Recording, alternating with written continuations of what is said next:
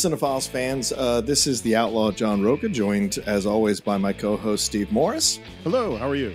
Good, man, good, and a little bit sad. And we are also joined by our very special guest, who was our guest when we originally recorded this episode for Star Trek VI. That is noted film historian, co-host of Enterprise Incidents, one of the greats in the Schmodown, one of the legends of the Schmodown, but also someone that both of us are proud to call a friend, Steve Morris, and that is the great Scott Mantz. Scott, welcome back for this this special intro, I guess, not fun, special intro for Star Trek VI. Well, thanks so much, gentlemen. You know, you guys have been great friends for so long now, working with both of you in various capacities. And you know, David Warner is a legend, an absolute legend. And his association with Nicholas Meyer, who directed him in Star Trek VI, goes back much, much further than that. The first time I saw David Warner in a film was Time After Time, directed by Nicholas Meyer. He plays Jack the Ripper. And, Malcolm McDowell as Sherlock Holmes is on his tail in modern times. It was a really fun movie. It came out in 1979. And I was just at the right age for that. And then I just seen Warner in so many movies over the years. Even, Star Trek V he was in. A lot of people don't remember that, yes, but there he was. But also, I just rewatched about 2 months ago one of my favorite movies, which I'm not ashamed to say this, but Titanic. Yeah. I love Titanic. I am a crazy Titanic fan. And, he was really, really great, sort of chewing scenery as the foil for Leonardo DiCaprio's Jack. But he was Gorkon in Chancellor Gorkon. Yep, in Star Trek VI. And his parting words in Star Trek VI kind of take on more of a resonance. Don't let it end this way, Captain. Yeah, and that's why we're doing this intro, Steve. It's because of the passing of David Warner, who we lost on the same day that we lost Paul Sorvino. So pretty sad day. And we seem to be losing a lot of the greats recently. And certainly David Warner, only 81 years old, which is not, people live till 90 or 100 now. So it's really sad to see him go. But certainly he was part of, as Scott mentioned, a part of so many different types of films and TV shows. What do you think when you think about David Warner, either in Star Trek VI or as an actor? I think of his power, I guess, is the biggest word. Is there's such a dignity about him and a power and a veritas about him. The guy, and particularly, it's so funny thinking about the two big Star Trek roles. There's Star Trek V, but in both cases of Star Trek VI and then in Star Trek The Next Generation, he plays a powerful person. And one in Star Trek VI is a powerful person for good. Yeah. And the other in Next Generation with, what's the title of the episode? It's a 2-part episode. Chain of Command. Chain of Command. Yeah. There are 4 lights. Terrifying. And it's great too in that to see, Patrick Stewart, a great classically trained actor from the English theater, going with another great classically trained actor and going toe-to-toe with them. It's just really good. Listen, David Warner is sort of the go-to person for sort of playing like dastardly villains. Of course, he played the Central Control in Tron, which came out the same, basically 4 weeks after Star Trek II. Yeah. And then there's Time Bandits. He's just done so many great roles. He's beloved as an actor. He's beloved in the genre. And Steve, I'm glad you brought up the Star Trek The Next Generation, because those scenes between David Warner and Patrick Stewart, it's like there are certain actors where you just would just pay to watch them read from a phone book at each other. And those scenes, where Warner is torturing Patrick Stewart are really powerful and fantastic. Yeah, and he was never ashamed to do some of the more blue materials, you would say. There's even, there's Mortal Passions from the 1980s. I remember it being one of those closet, like Skinamax type films. He has showed up in so for all the great stuff. He also didn't have an issue showing up in the weirder films like Privateer 2, The Darkening, which was a video game, things like that. But then he'd also show up in animation. He was in Freakazoid. He was in Spider-Man the Animated Series.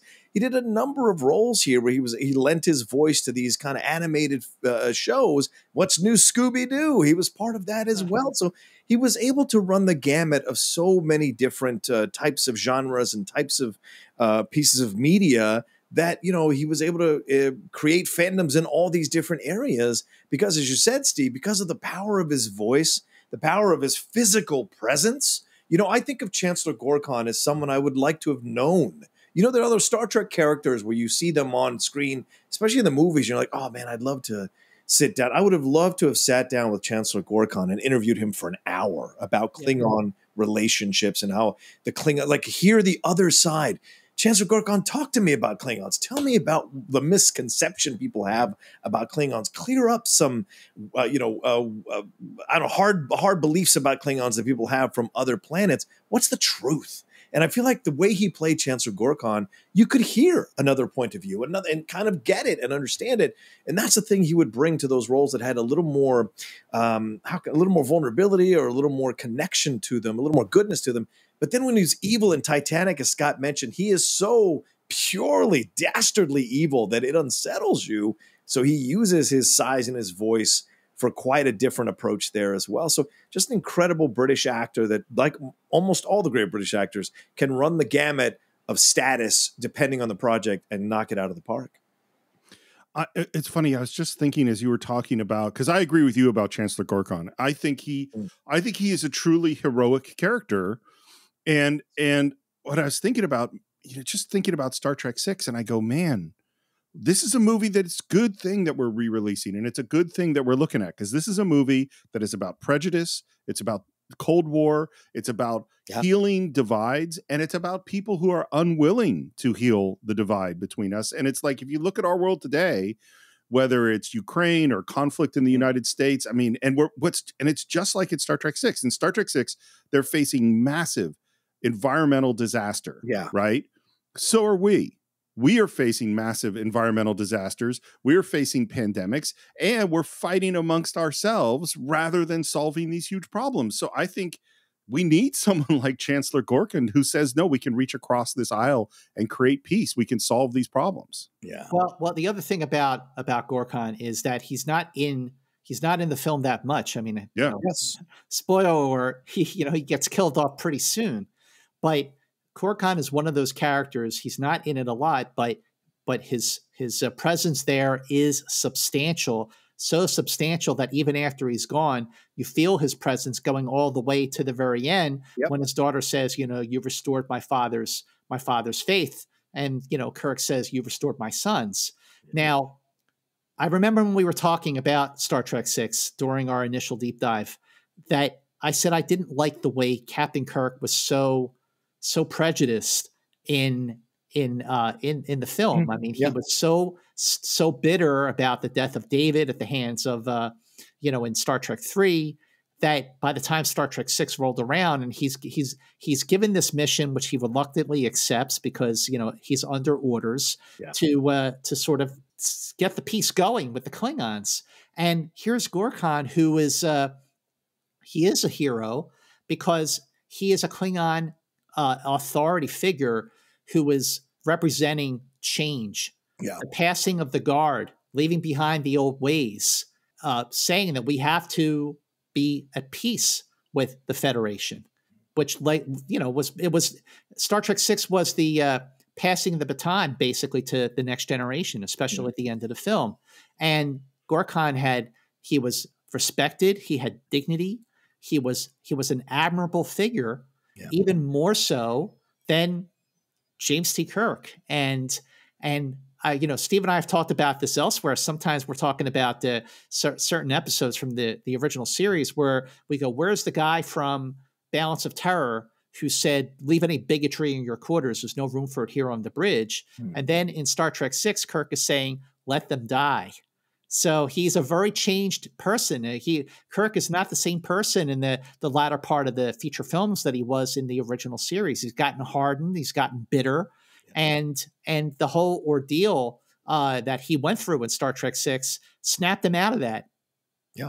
I liken Gorkon to the Robert E. Lee of that situation. People have this respect for him when they talk about him, when they remember him, when they do the documentaries on him. And I feel like Gorkon would have that. And that is due to David Warner's fantastic performance. And Scott, you're so right earlier in this tribute to him to bring up that last line, because there's so much power in that moment. Yeah. And instead of being angry, instead of dialing into conspiracy theories, he says, don't let it end this way. Like you've got just as much power as I do to change this situation. You must now get past your prejudices and carry out our mission and finish it, And so it's so powerful. And that's why you cast an actor like this. Steve, you talk about casting all the time, obviously, being very attuned to it with Karen as your wife, but also understanding how important casting is to a role, especially when you just said, Steve, there's limited amount of time, or Scott, limited amount of time. There's a limited amount of time. So you've got to cast someone who's going to convey that immediately to the audience without this massive backstory. And David Warner does right off the bat. And that's one of the gifts he had as an actor for sure. Yeah, Steve, go ahead. I just had, guys, a full epiphany. And it is a Star Trek epiphany. So, this is very much connected to the conversations we've been having on Enterprise incidents. But one of the things that we've talked about throughout the original series is that James T. Kirk is really a tragic figure. Mm-hmm. The amount of terrible things that he has to endure through the course of the original series, between the death of Edith Keeler in City on the Edge of Forever, the death of his wife Miramanee in The Paradise Syndrome, his brother dies, and he has to deal with all of these things. And throughout all of these things, what we see is Captain Kirk putting down those emotions and going, we have to fight on. And then this is what just occurred to me. It's like, okay, then he leaves the Enterprise, becomes an admiral, and he's really, really unhappy. He comes back fights his way back to the Enterprise in Star Trek One, in kind of a jerk way. And then in Wrath of Khan, where he's dealing with his old age, he's a sad guy. And what happens at the end of Wrath of Khan? His best friend dies. Yeah. And then in the next episode, both his son dies, and he has to murder his other true love, which is the Enterprise itself. Yeah. So by the time we get to Star Trek 6, I think he's kind of a broken guy. Yeah. Do you know what I mean? I think he kept being able to deal with tragedy and soldier on, deal with tragedy and move on, deal with tragedy. And he kept compartmentalizing and compartmentalizing until by the time, and then we can even bring in Star Trek 5 into this, because he says, I need my pain.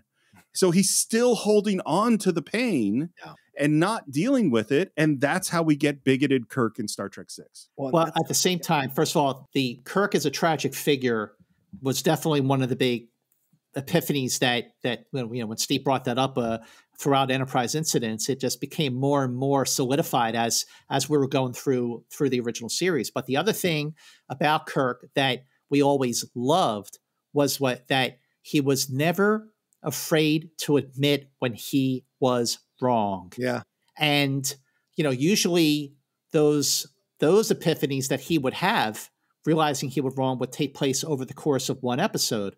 For example, he's like going after the Horta, and then he realizes, oh my gosh, it's a mother protecting its eggs, and we were wrong. And like in Metamorphosis, we got to kill this energy force, the companion, to get off the ship.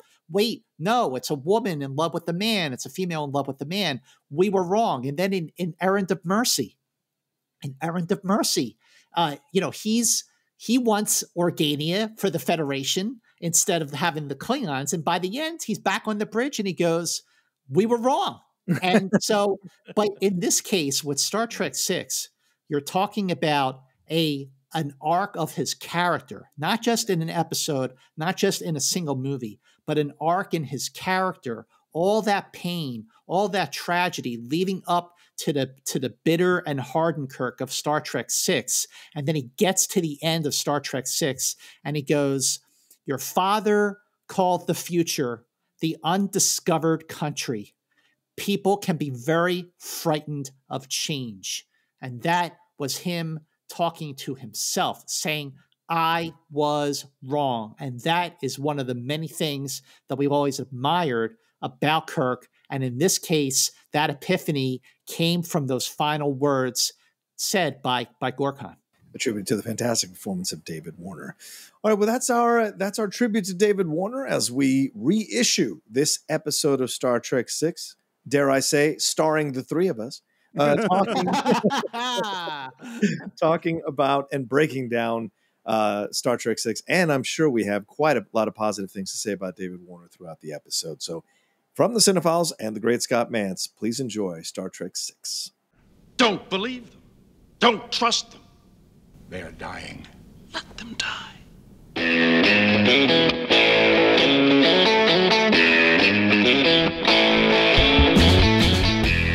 Hello and welcome once again to the Cine-Files, where each week we enter the world of a great film. We explore its themes, the history, the filmmaking, and the influence it has on us today. My name is Steve Morris. I'm a filmmaker and directing instructor in Los Angeles, California. Hello, everyone. My name is John Roca. I'm a writer, producer, and host over there on the Outlaw Nation, voiceover guy, and massive Star Trek fan. So excited that we are going back into the world of Star Trek to talk about the sixth film in the original series, the best series of films, in my opinion. So very excited to be jumping back into this. And of course, we can't possibly talk about Star Trek without inviting back on one of the greatest guests in the history of the Cine-Files, one of the greatest fans in the history of Star Trek, and that, of course, is Mr. Scott Mantz. Scott, welcome back to the Cine-Files. Woo. Thank you, fellas, so very much. Johnny, Steve, I know every time the three of us get together, every time you've had me on, and wherever I've gone, I always say, and I mean this so sincerely and from the bottom of my heart, that the very best conversation I've ever had on film is with the both of you for the Cine-Files. I still periodically get messages on social media, back when I was going out and about, before this pandemic thing happened. I have a great story about one night I was at the ArcLight for a press screening, and I was walking out towards my car after the movie was over, and somebody was walking in. The guy said, "Wait a minute, I know you. You're Scott Mantz." And I'm like, yeah. And I'm like trying to figure out where he knows me from.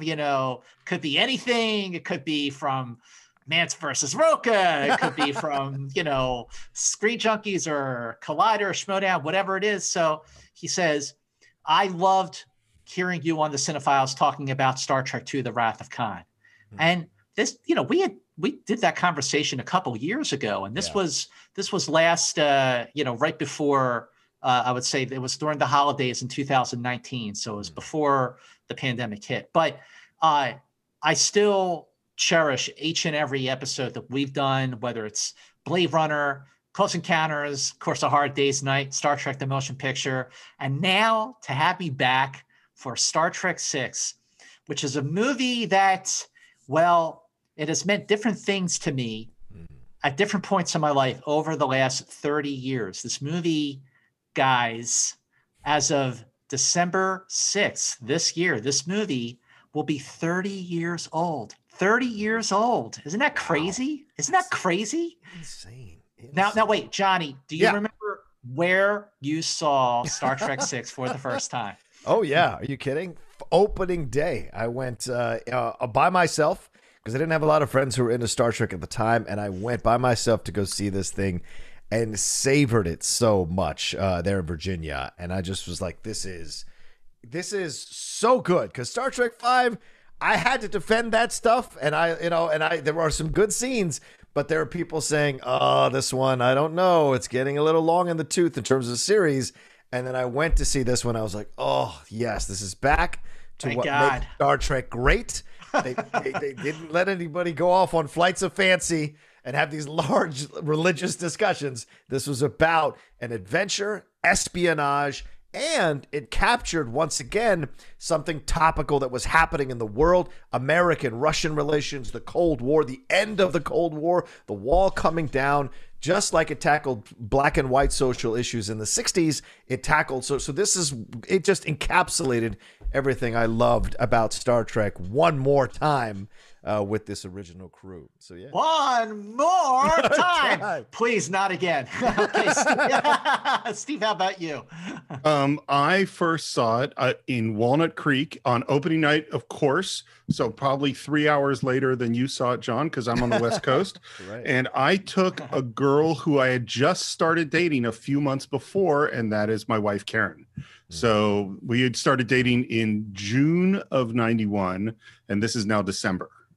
So and same as you, John, I found ways to pretend that I liked Star Trek V, you know? And I will say there is one sequence in Star Trek V I do like. Yeah.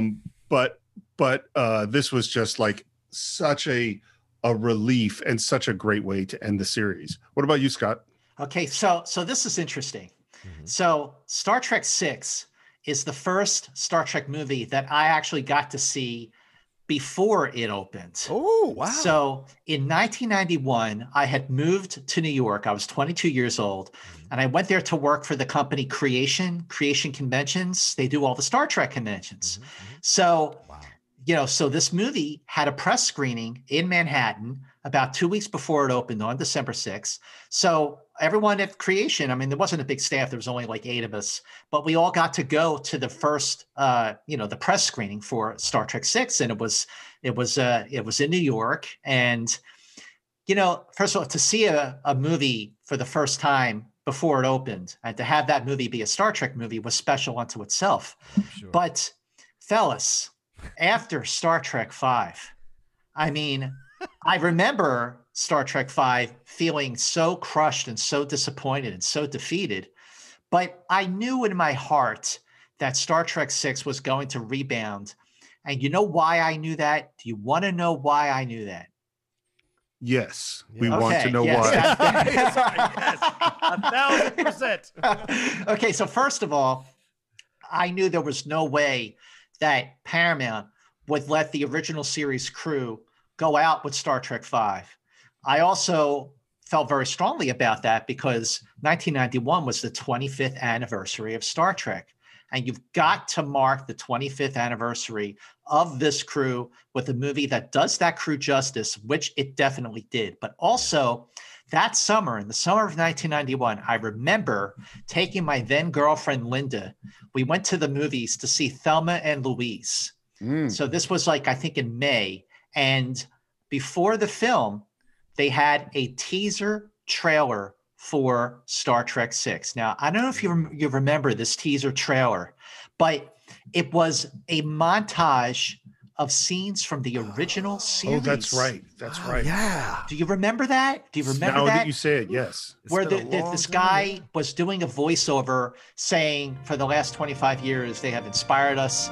For 1/4 of a century, they have thrilled us with their adventures, amazed us with their discoveries, and inspired us with their courage.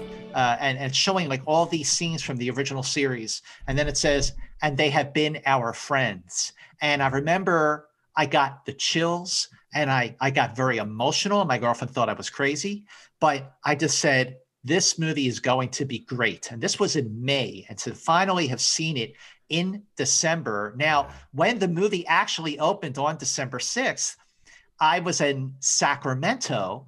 I was working a convention that Creation had in Sacramento, where the guests were Leonard Nimoy and William Shatner. They were on stage together on opening day for Star Trek VI. So the energy, there must have been 4,000 people in the room. The energy was just absolutely incredible. And of course, the movie was great. And as for, fellas, where it ranks in Star Trek movies, especially the original series, I'll save that question for later in our broadcast here, because I am curious to know where you rank Star Trek VI along the lines of like Star Trek II and Star Trek IV and even Star Trek the Motion Picture.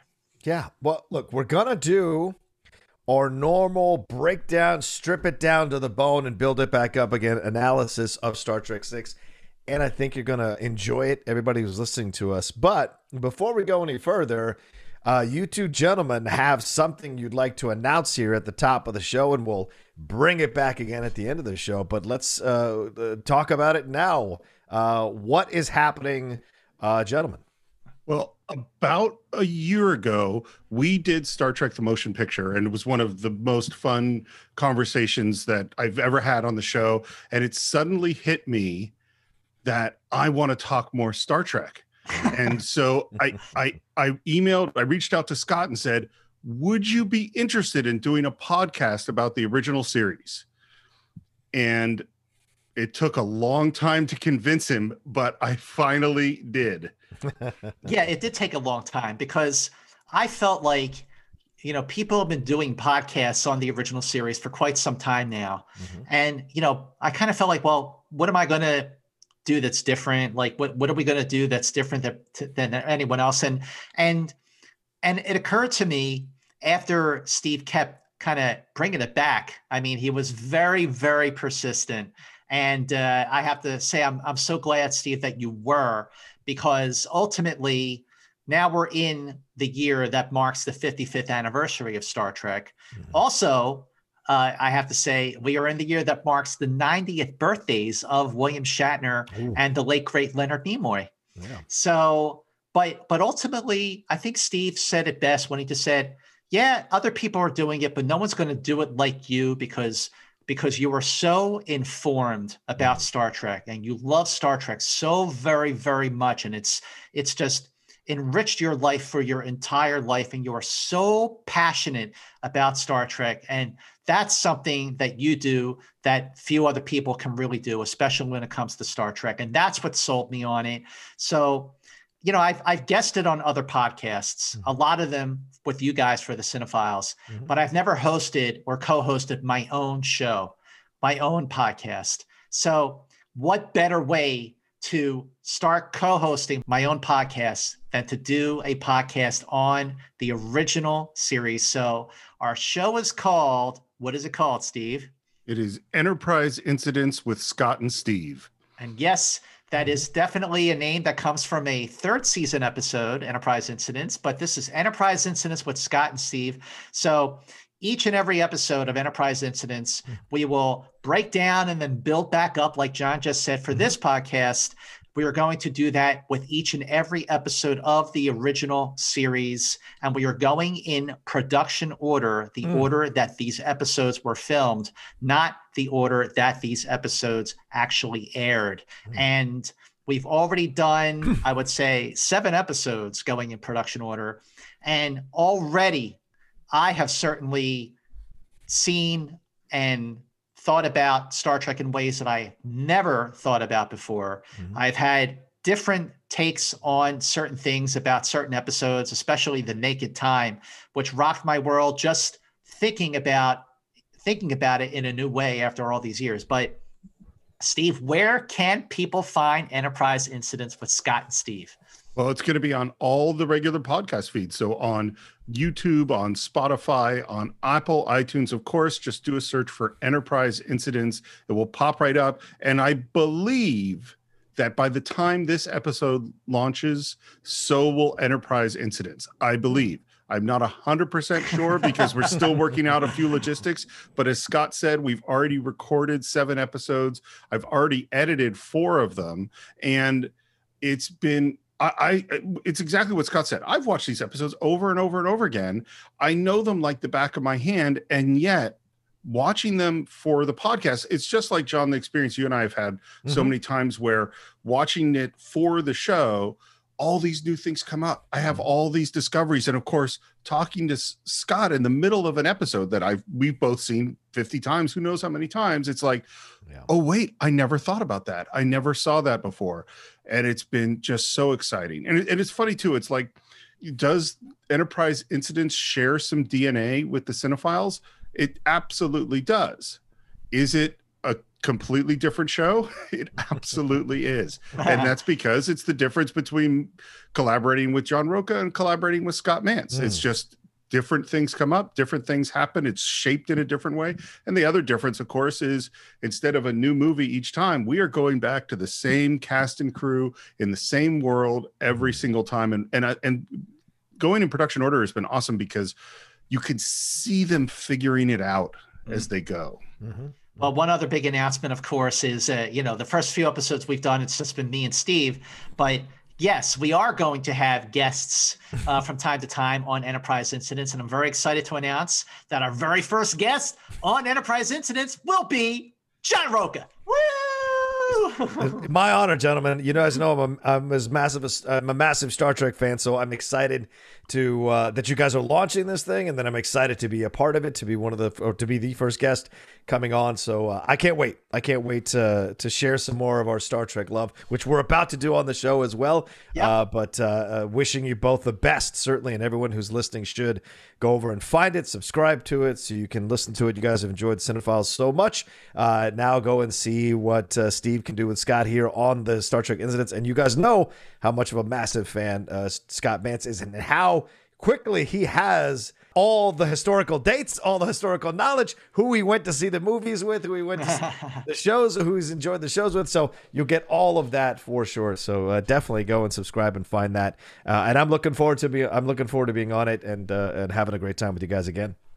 Very, very excited. Well, speaking of diving in, here we go with Star Trek VI, The Undiscovered Country. Yeah. So the reason we decided to do this, in addition to wanting to launch Enterprise Incidents, is that I can't quite say it's the sad reason, but we lost the great Christopher Plummer just 1 month ago, and he was 90 years old. So I feel like he's led quite a full life. But I wanted to give just a quick biography, and his biography, frankly, has a lot to do with Star Trek VI. He's born in 1929 in Toronto. He, I believe, is the great grandson of a Canadian prime minister.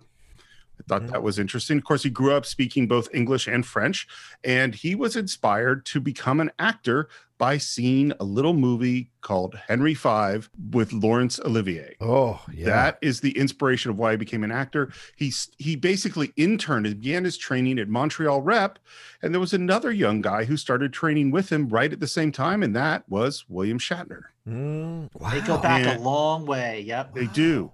And then they went off. His first real professional gigs was with the Ottawa Stage Society, along with William Shatner. He started working on radio, and it was interesting doing radio plays back at that time in Canada. It was for the Canadian Broadcast Corporation. They would do them in both French and English and one of the people that he was acting with in these radio plays was William Shatner.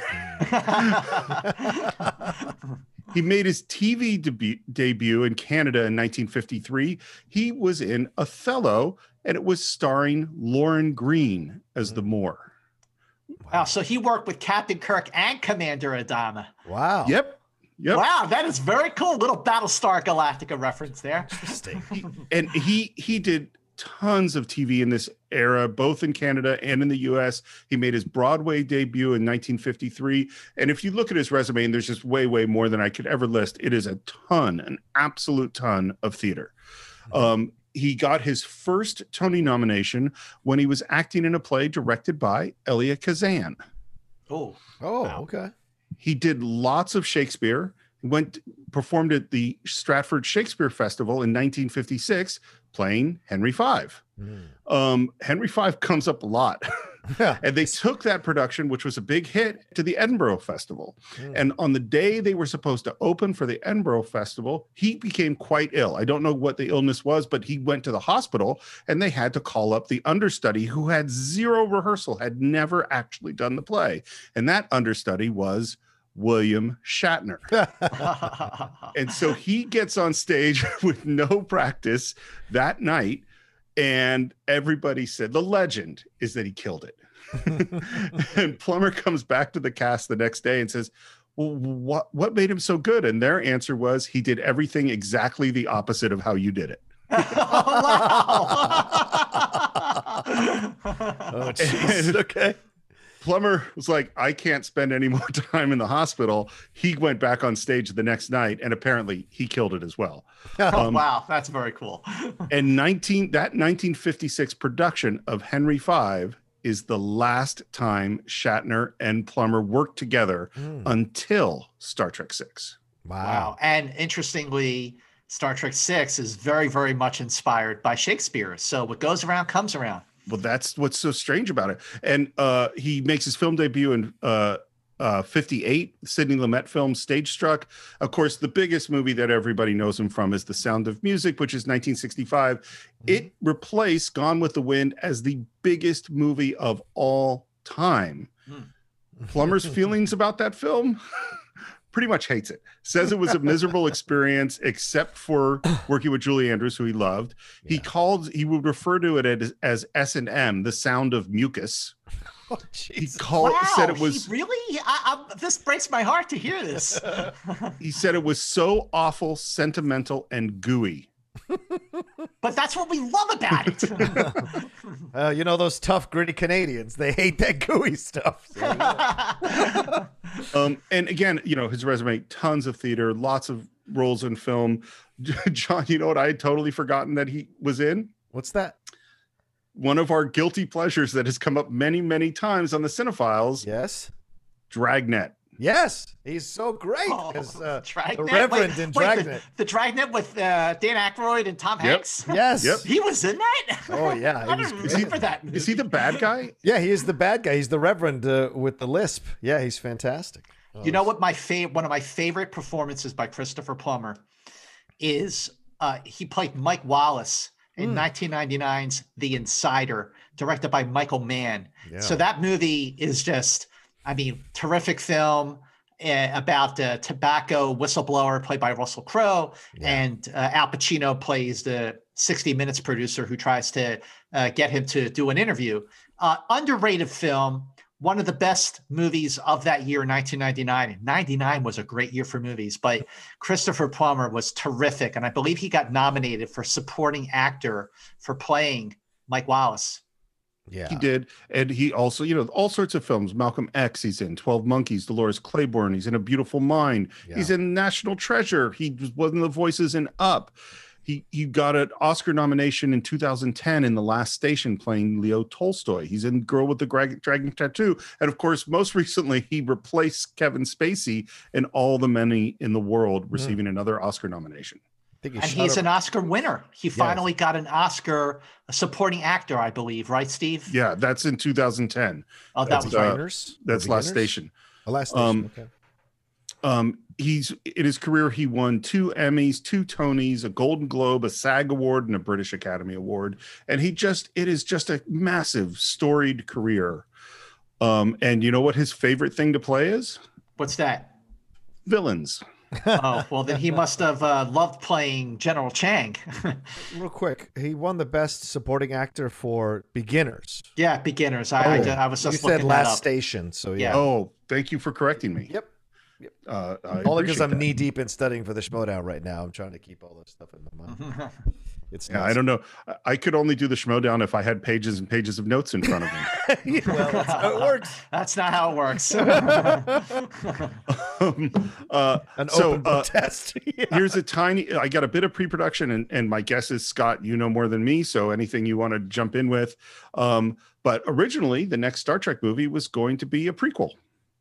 Okay, so there is a whole backstory here, backstory. What do you do after Star Trek V? After Star Trek V, I think first of all, drinking is a good idea. But wait, guys, the thing that made Star Trek V hurt so much was that Star Trek IV, The Voyage Home, was so great.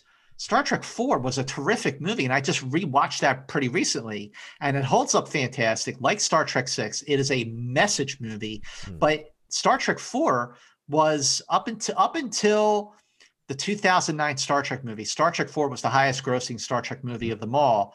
And then Star Trek V comes out, and it was just, I mean, I have to be honest, I still find it very difficult to watch Star Trek V, not just because it's not a very good movie, but because I don't like seeing these characters that I love in a not very good movie. Yeah. So what do you do after Star Trek V? So basically what happened was, it almost didn't happen at all. There wasn't going to be a Star Trek VI. But what happened was, then Paramount Studios president, Frank Mancuso Sr., he didn't want the original series crew to go out with Star Trek V. But he also didn't want to make a Star Trek movie that cost more than Star Trek V. Mm-hmm. So he said, we're going to do a Star Trek VI, but it will not cost a dime more than Star Trek V. And Star Trek VI wound up costing $27 million. Now, there were different ideas. Mm-hmm. So Harve Bennett was the producer of Star Treks 2 through 5. Harve Bennett wanted to do a Starfleet Academy movie where we see how Kirk and Spock and McCoy met and, got on the Enterprise.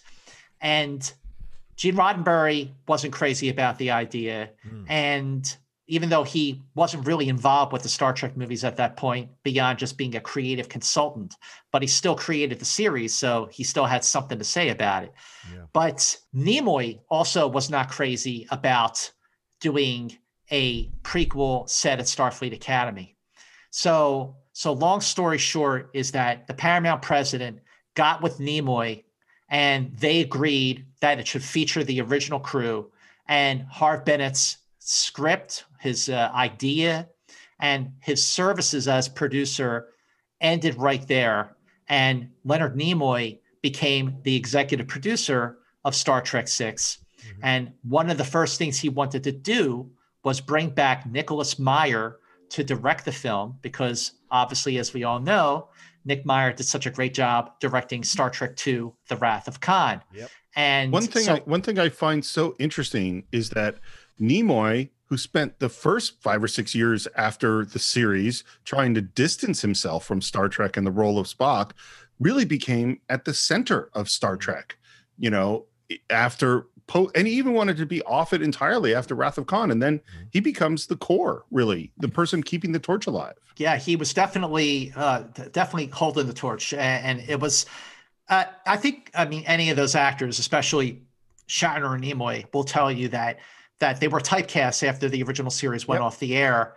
But around the early 90s, they definitely, even Shatner came around and said, okay, fine, I'm Captain Kirk. You got it. You win. Mm-hmm. But yeah, you're right. After directing Star Trek 3 and 4, especially 4, Nimoy became like the new Roddenberry in terms of being such a creative force to the direction of those movies.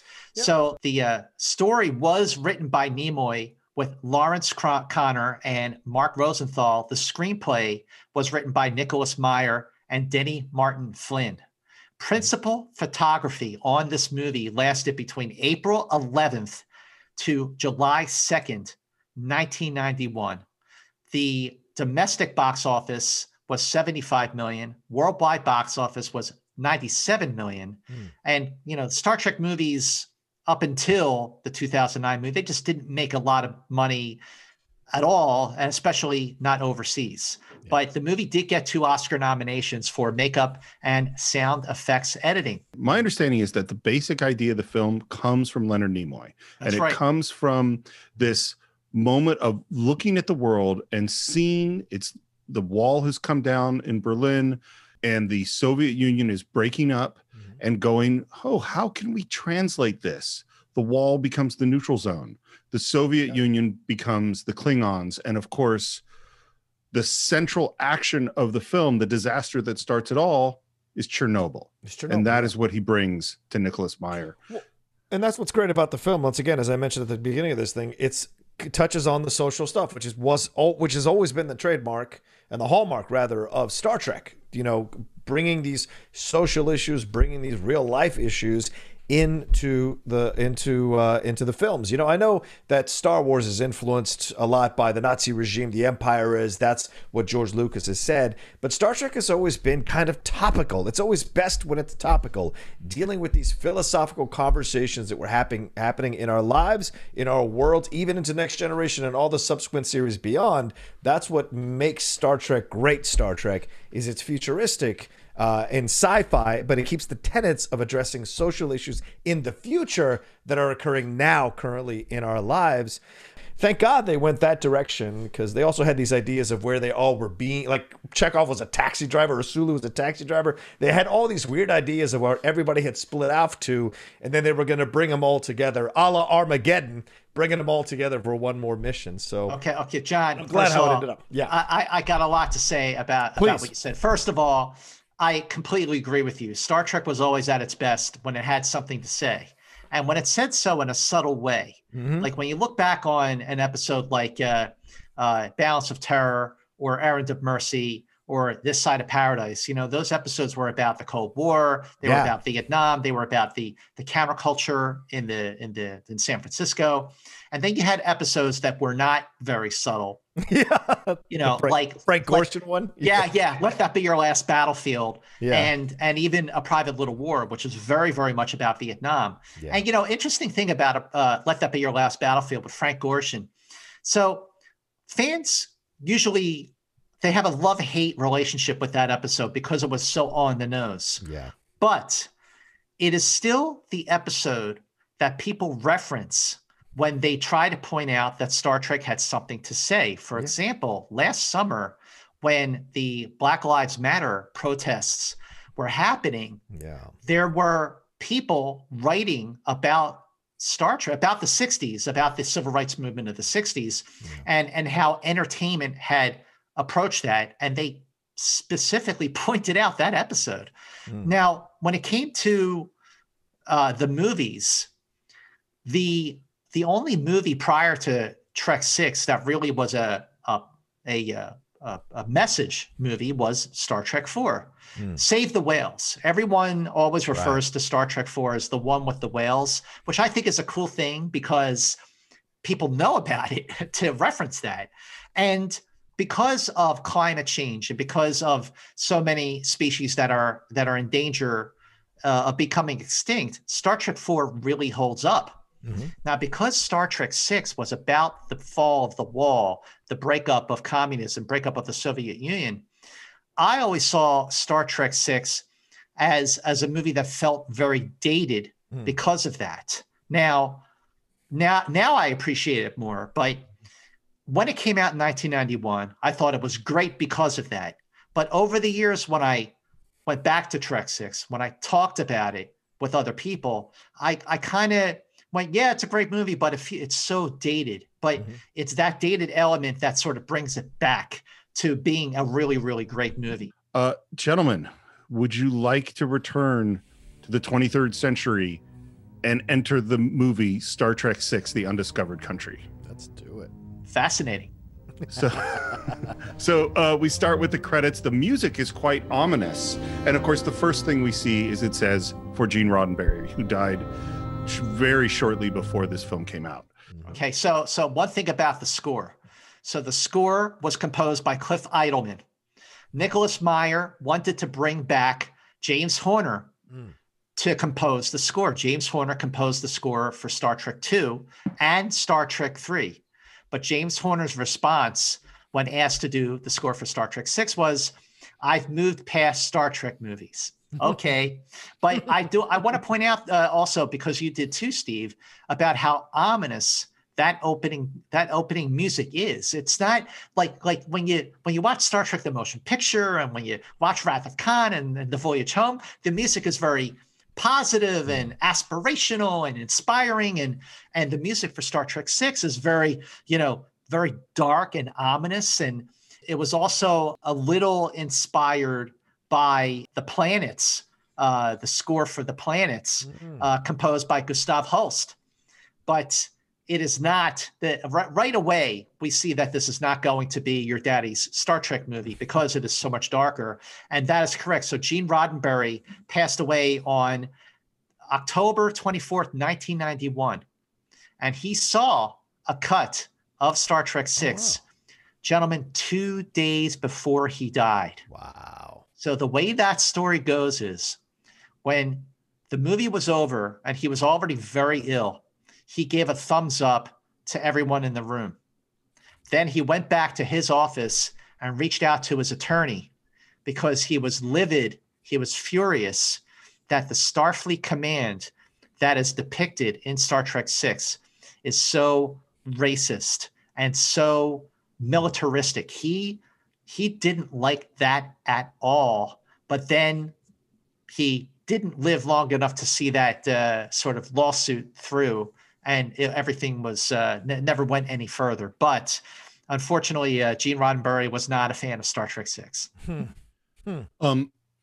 I'm going to give you guys a little spoiler alert as we go into this film, which is that I am fairly certain I like this.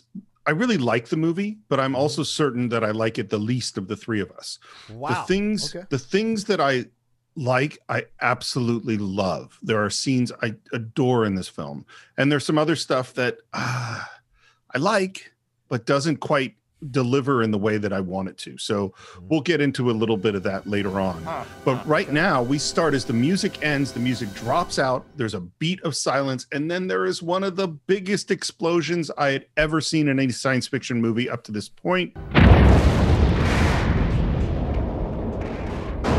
It looks spectacular, particularly because it's coming at us at a diagonal. And we cut from that intense special effect to a coffee cup. And we're hearing Captain Sulu's captain's log. The coffee cup, by the way, is made by the same people who make china for the White House. Wow. That's good trivia, Steve. that they can spend money on? All right.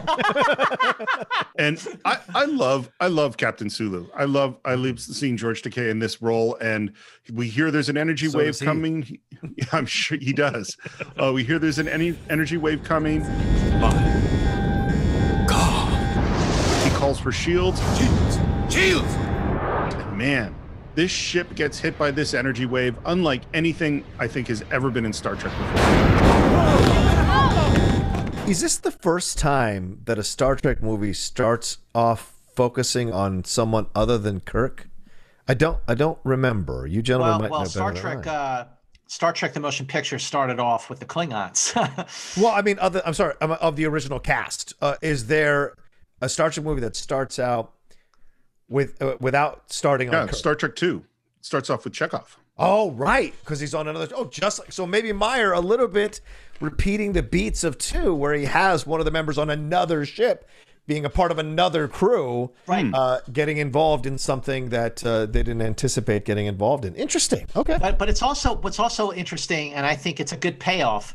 Was you know we see the Excelsior for the first time in Star Trek 3, and then in Star Trek 4, at the end of the film, when the crew was on the shuttlecraft going to whatever their new starship is going to be, you hear Sulu say, "I'm counting on Excelsior." Excelsior? Why in God's name would you want that bucket of booze? So we've already established 5 years before this with Star Trek 6 that Sulu wanted the Excelsior. And the fact that we see him in the beginning of Star Trek 6, not only did he get the Excelsior, he's the captain of the Excelsior. Right. And I thought that was just great. And even though it takes him away from the rest of the crew, he still has a very, very crucial role in this movie. And it's a great one. And you imagine this is happening because of the tension between the historical tension between George. I think that's what I thought at the time, because I think I was just entering my 20s when this came out. And so I was aware and reading all of the stuff that was being reported behind the scenes on some of these magazines.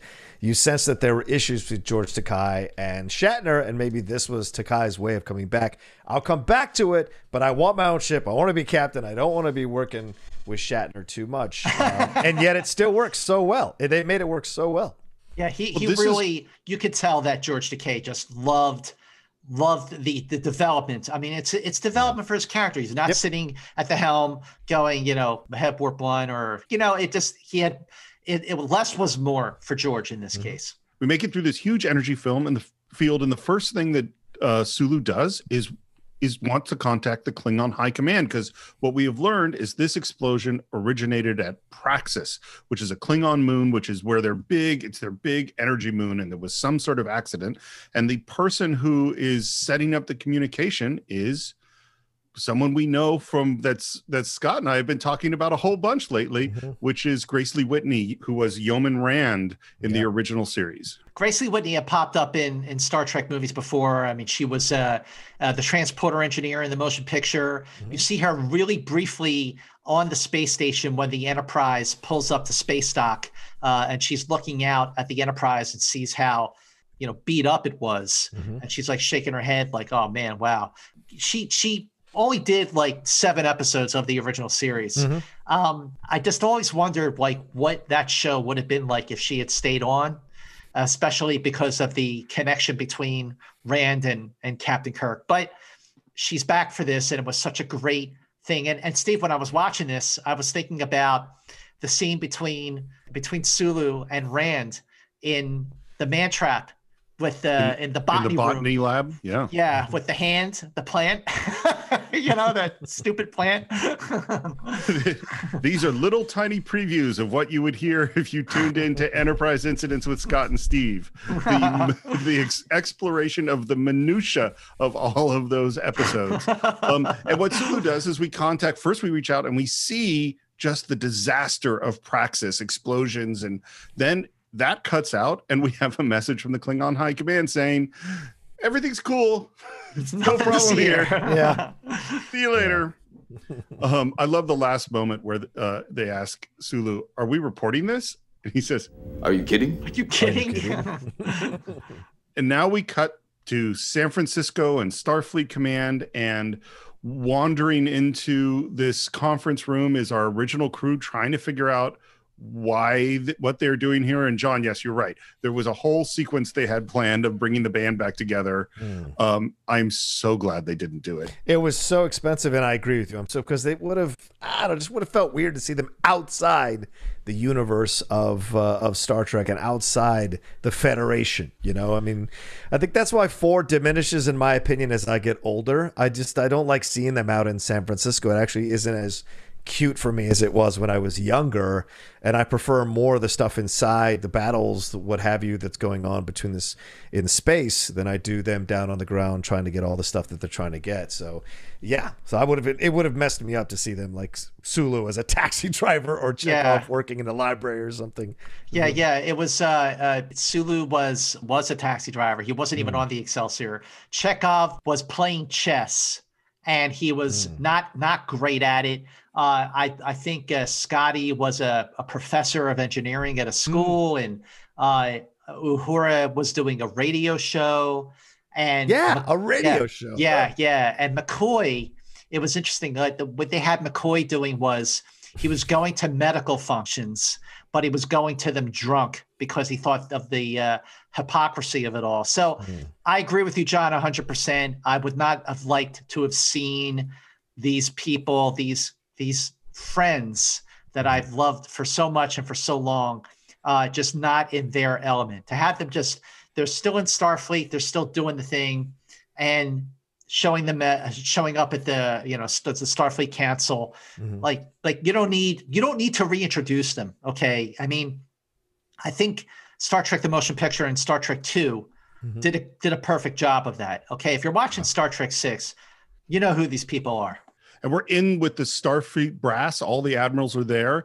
And we hear that the Klingon Empire has 50 years of life. And we're going to turn this conference over to our special operative. And with a big entrance, as we see legs walking by, is Mr. Spock. The moon's decimation means deadly pollution of their ozone. They will have depleted their supply of oxygen in approximately 50 Earth years. Due to their enormous military budget, the Klingon economy does not have the resources with which to combat this catastrophe.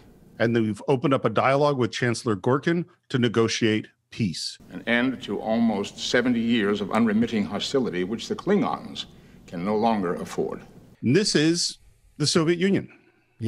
This is exactly what happened, is that their economy was collapsing and they could no longer afford to continue the arms race in the Cold War. Scott, you know all this stuff about Roddenberry. You're so knowledgeable about the Star Trek and the history of it all. Do you think, and this may be why Roddenberry didn't like it, I mean, in his mind, he wanted a utopian future where there was no racism, there was no blah, blah, blah, but Star Trek VI really kind of exposes these fissures in the Federation. This idea, there are some people that are like Admiral Cartwright, who's like, they become the trash of the universe. Like there's this pushback to this idea of seeking peace with the Klingons. Even Shatner later on is like, let them die. There's this thing of like, well, this feels more realistic to what our future is going to be. We can aspire to all this stuff. And that was what's so great about the original series. But in the end, no matter where we go, no matter how many centuries we go forward, there will always be this side of it that's about we're right, they're wrong.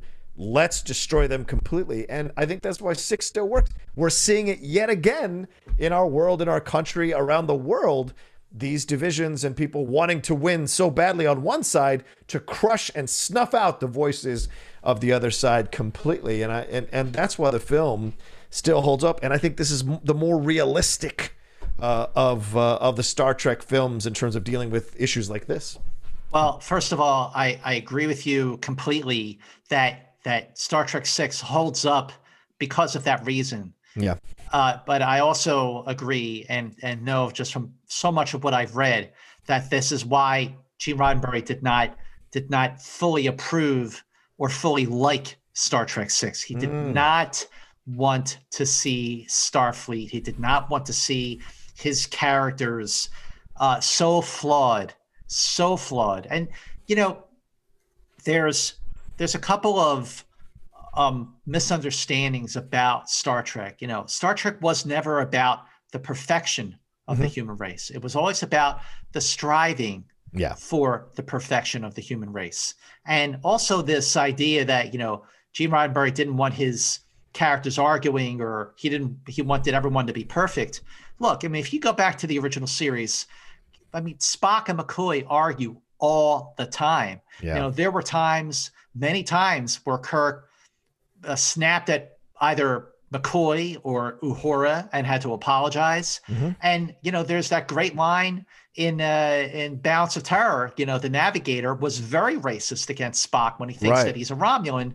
And Kirk has to say to him, keep any bigotry in your quarters. There's no room for it here on the bridge. Right. So we were seeing that humanity had progressed to the point where they're able to have starships that go out where no one's gone before. But we are still human and we are still flawed.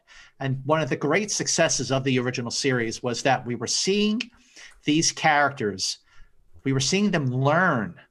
We were seeing them realize that they were wrong in certain ways. Look at Errand of Mercy. Yeah. They were wrong. Look at Devil in the Dark, and they're killing the Horta, and they were wrong. It was a mother. Look at Metamorphosis, the companion. We got to kill this thing. Wait, it's a woman in love with a man. We were wrong, and this episode is a great example of we were wrong. Kirk could not get past his bitterness about the death of his son to see that there was a future after the end of the neutral zone and that the Klingons weren't so bad and it's all going to be okay. He was wrong. And he says at the end of the movie, people can be very frightened of change. Yeah. So you hit the nail on the head, John. And this is a great reason why Star Trek 6 holds up so great. Yeah.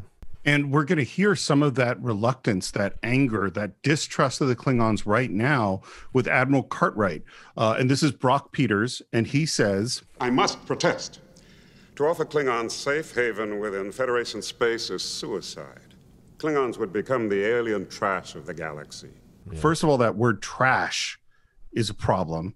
And if we dismantle the fleet, we'd be defenseless before an aggressive species with a foothold on our territory. The opportunity here is to bring them to their knees. Then we'll be in a far better position to dictate terms. Brock Peters, and so this is a great example of what Nicholas Meyer wanted to do with Savick. When we see Brock Peters as Admiral Cartwright in Star Trek IV, and he's in the Starfleet headquarters as the climate is beginning to really pack a wallop onto the Earth, but we see him as an aspirational leading figure. So now 2 movies later, we now see Brock Peters as Admiral Cartwright, and he's very, very bigoted, very racist. Which is ironic, isn't it? And I wonder if they thought that ahead of time, to have your black character kind of speak in these racist terms. It's very interesting when you look at it and what the point they're trying to make here is. And of course, Brock Peters, who has a long history in films since To Kill a Mockingbird. So it's great to see him in a role like this in Star Trek. But it's such an interesting thing to hear him saying this. Yeah, no, absolutely. Yeah, the whole idea of racism coming from a black character like that. There's so much going on in Star Trek 6. There's so much is at a crossroads because of this opportunity to establish peace with the Klingons, but at what cost? Well, people make a lot of money during conflict. People have purpose during conflict. What happens when you take away the money, you take away that purpose? People get scared. Yeah. Yep. It was 100% on purpose to have an African-American deliver this line. It was 100% on purpose. The fact that this is the guy who played Tom Robinson in To Kill a Mockingbird. Right. Brock Peters hated it. Of course. Was really angry about it. Couldn't get through the whole speech in one take, which is why they shot it from multiple angles. And it sounds like this was a conflict that happened multiple times on the set, of people being reluctant to take it in such a dark direction. And it's a complicated thing. You know, you're on the aspirational show and people don't want to play this kind of stuff. And I think it's really powerful the way it's done. It's a great point you bring up, Steve. And it occurred to me as I was rewatching it, because I could never rewatch this movie enough. I rewatched it again for this podcast, and it occurred to me how dark it is. It's maybe really dark, the darkest of all 6 of the. And Con gets pretty dark. 6 is super dark, and there are moments where the characters themselves do certain things that you're very uncomfortable watching them do. Absolutely. Yeah, right? No, I agree. Like McCoy lets that gentleman die. He's a doctor, and he lets that prisoner die right in front of him, who gets thrown out when they get to Urapente. Spock puts both hands to essentially mentally rape Valeris. And even Uhura, there's a shot of Uhura as a woman who is overwhelmed by that moment, feeling that, within her. And the stuff with Brock Peters as well. There's that what we just talked about. So there's a lot that Meyer is pushing onto this, in a way, almost dragging this franchise one last time forward into the 90s to make it relevant before the crew walks away. Well, while Nicholas Myers is forcing the cast of Star Trek to do something they don't want to do, Captain Spock is forcing the crew of the Enterprise and Captain Kirk to do something they don't want to do, because not only is he trying to negotiate this peace with the Klingons, but he has also volunteered the crew of the Enterprise to be the ship that escorts Chancellor Gorkon from the Klingon Empire back to Earth. We volunteered.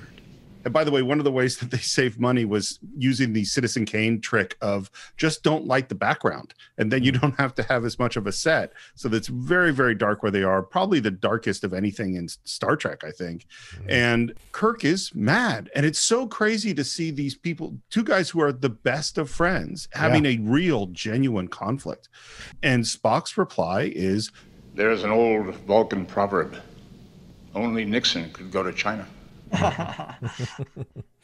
Star Trek 6 is a movie that, I've seen it so many times, but I haven't watched it straight through in a long time. And the perspective that you get with things just when you get older, when you live life, when you've lived through the year that we've lived through. Oh, yeah. Great point. Okay. Yeah. And, when it comes to seeing our beloved characters cross the line, yes, that is still hard. Like, that is something that I still haven't quite wrapped my head around and embraced, like other aspects of the film, particularly when it comes to what we're about to see in this scene.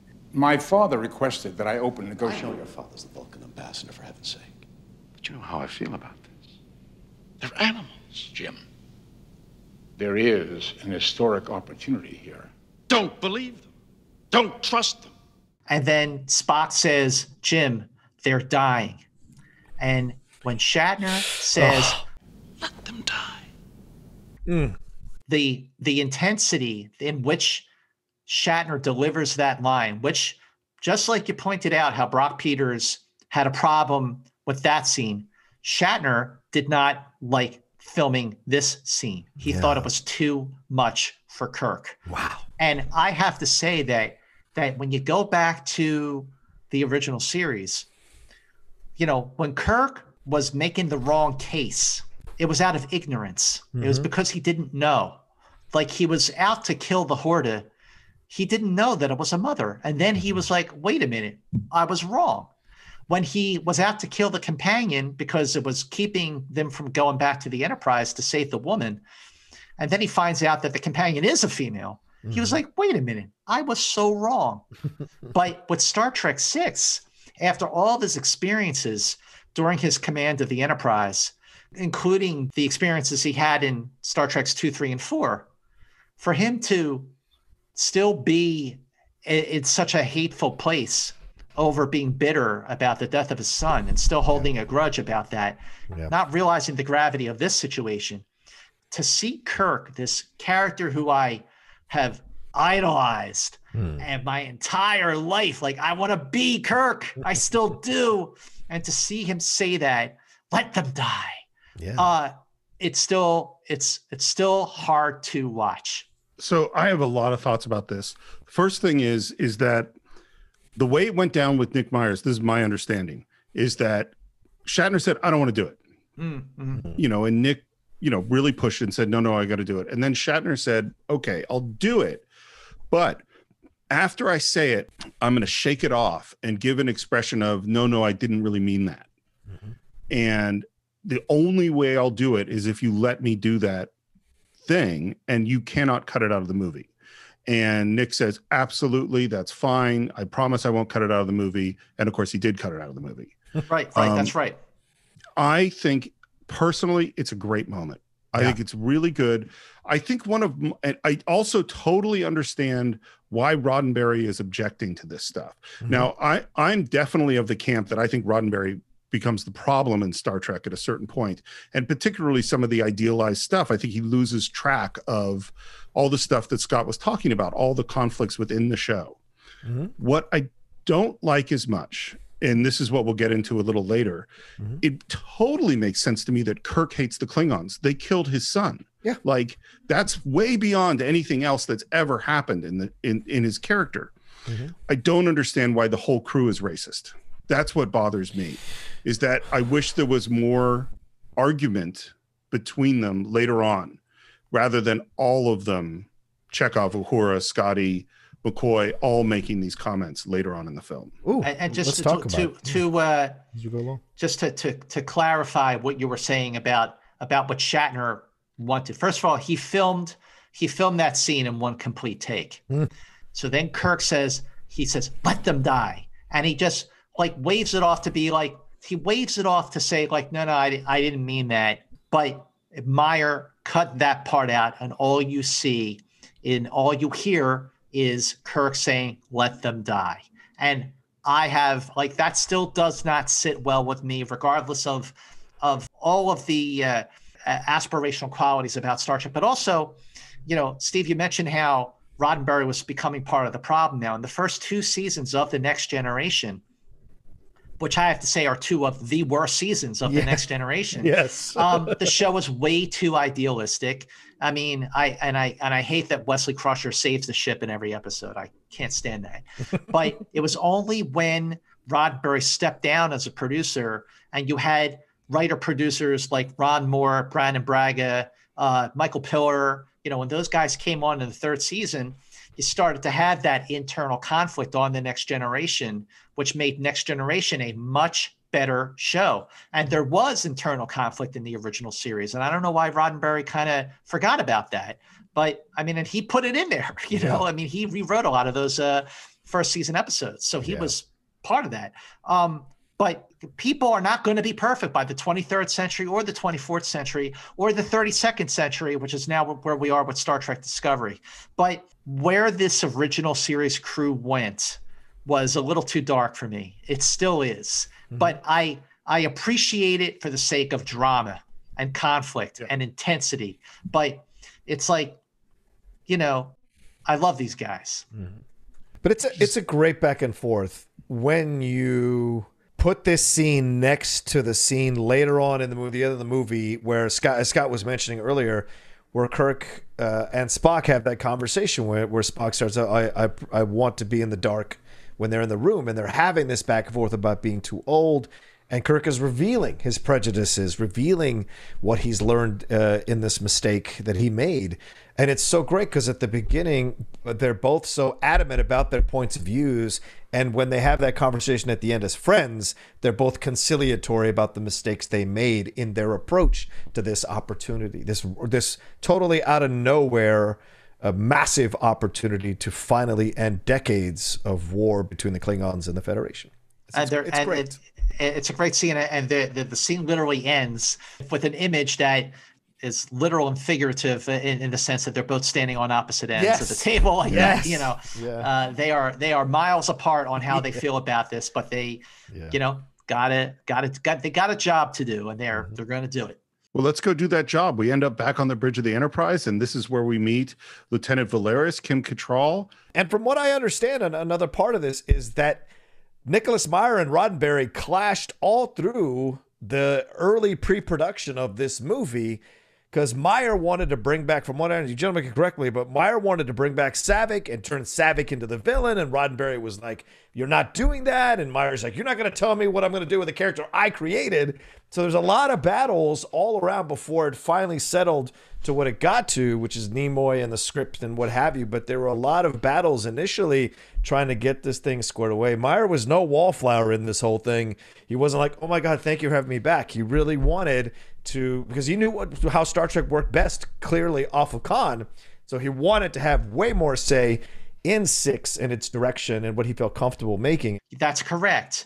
Nicholas Meyer wanted Saavik to be the Valeris character, because he felt that having Saavik betray Kirk and betray the Enterprise and betray the Federation, Spock, and betray Spock, that would have had such a bigger, and I agree, it would have had a massive impact. And the only way that Nick Meyer was going to do that was if he could get Kirstie Alley to play Saavik, to bring her back. Wow, yeah, he did not. He did. Bringing back Robin Curtis as Saavik was not the option. It was only if he could bring back Kirstie Alley. So they went to Kirstie Alley, and Kirstie Alley at that point was very, very much at the top of her game with Cheers. And she said she would only do it if they paid her a lot of money. And like I said before, they didn't have a lot of money to spend.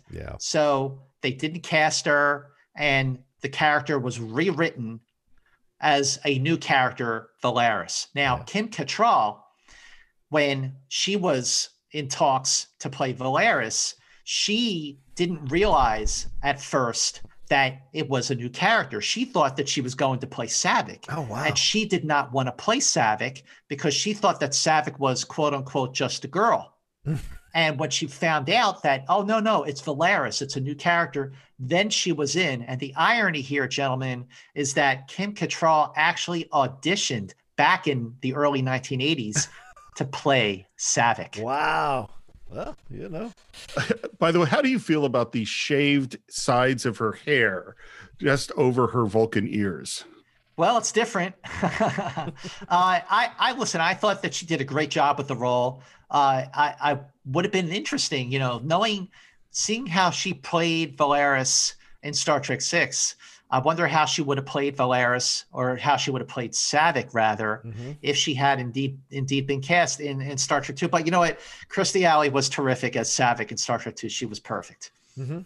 It's so funny because the main thing I think of Kim Cattrall for is Sex in the City. Sex in the City and Big Trouble in Little China. Oh, both of which are as far away from this as possible. And but one Porky's. thing we find, oh, and Porky's. Oh, Jesus. Porky's. We're all 80s kids. We know that movie. And what we find out is there's some relationship with Spock, that they know each other. He's been her sponsor. She's top of her the first Vulcan ever to be top of the class at the Academy.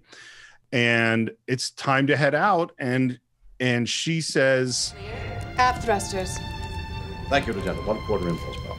Captain, may I remind you that regulations specify thrusters only while in space dock. And I love that there's sort of a reaction around the room as Lieutenant Valeris questions Captain Kirk. and then she goes in and does it.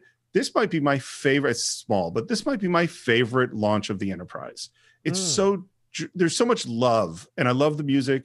I love it going out. I love the pride on Scotty's face. You could see that they just love flying a starship. You know? Dude, have you seen Star Trek: The Motion Picture lately? I gotta say that launch of the Enterprise and Star Trek: The Motion Picture, it's great. We are seeing the refurbished Enterprise. The Enterprise, which has never looked better than it did in Star Trek: The Motion Picture, launch out of that space dock, and the look of pride and joy on Kirk's face when he says, "Take us out." I mean, and Jerry Goldsmith's score. Sure. I'm telling you, the motion picture. I have grown to love that movie more and more over the years. It has aged better than any other Star Trek movie, and it has gone up and up and up in my ranking of the Star Trek films as a result of that. And but yes, the launch in Star Trek 6 is good. I mean, how many times are you going to watch the Enterprise? You launched in Star Trek 1 and you launched in Star Trek 2. I mean, now they're launching again in Star Trek 6. There was a launch in Star Trek 5. How many times are you going to watch the Enterprise? It's all part of the stuff. And we end up in the captain's quarters. And we mentioned that the budget was fairly small for this. So this captain quarters is the same captain quarters that was originally built for the 1979 movie. It doubles as Spock's quarters later on in this film. And it also was currently being used as Data's quarters in Next Generation. Wow. We're reusing a lot of sets. Well, when they filmed Star Trek 6, between April and July of 1991, it was between seasons 4 and 5 of the Next Generation. So they were not filming at the same time. And we hear his captain's log, and it is pretty dark. I've never trusted Klingons, and I never will. And he's holding a picture of David, his son, murdered by the Klingons. I can never forgive them for the death of my boy. Spock says this could be an historic occasion, and I'd like to believe him. But how on earth can history get past people like me? For him to be stuck in the past like that, if anyone in Star Trek should see the light, it should be Kirk. I mean, this is the guy who said, "Risk is our business." I mean, this is the guy who quoted the Constitution of the United States in the Omega Glory. I mean, this is the guy who came up with the Corbomite maneuver. So I feel like it is depressing, I have to say, to see Kirk just so down like this. And who overhears the last bit of this is Lieutenant Valeris sitting, which to me is like, you could just walk into the captain's quarters. That seems kind of weird. You piloted well out of space, Dr. Lieutenant. I've always wanted to try that, sir. And then we kind of stay with Valeris because we end up with her and her sponsor, Spock. This is, of course, the same room. So really, Valeris just stood there while they redressed it. and he has a painting in his quarters. The painting is of the expulsion from paradise. It is a reminder to me that all things end. It is of endings that I wish to speak. And Spock's reply is, you must have faith that the universe will unfold as it should. And I love this line. But is that logical? Surely we must. Logic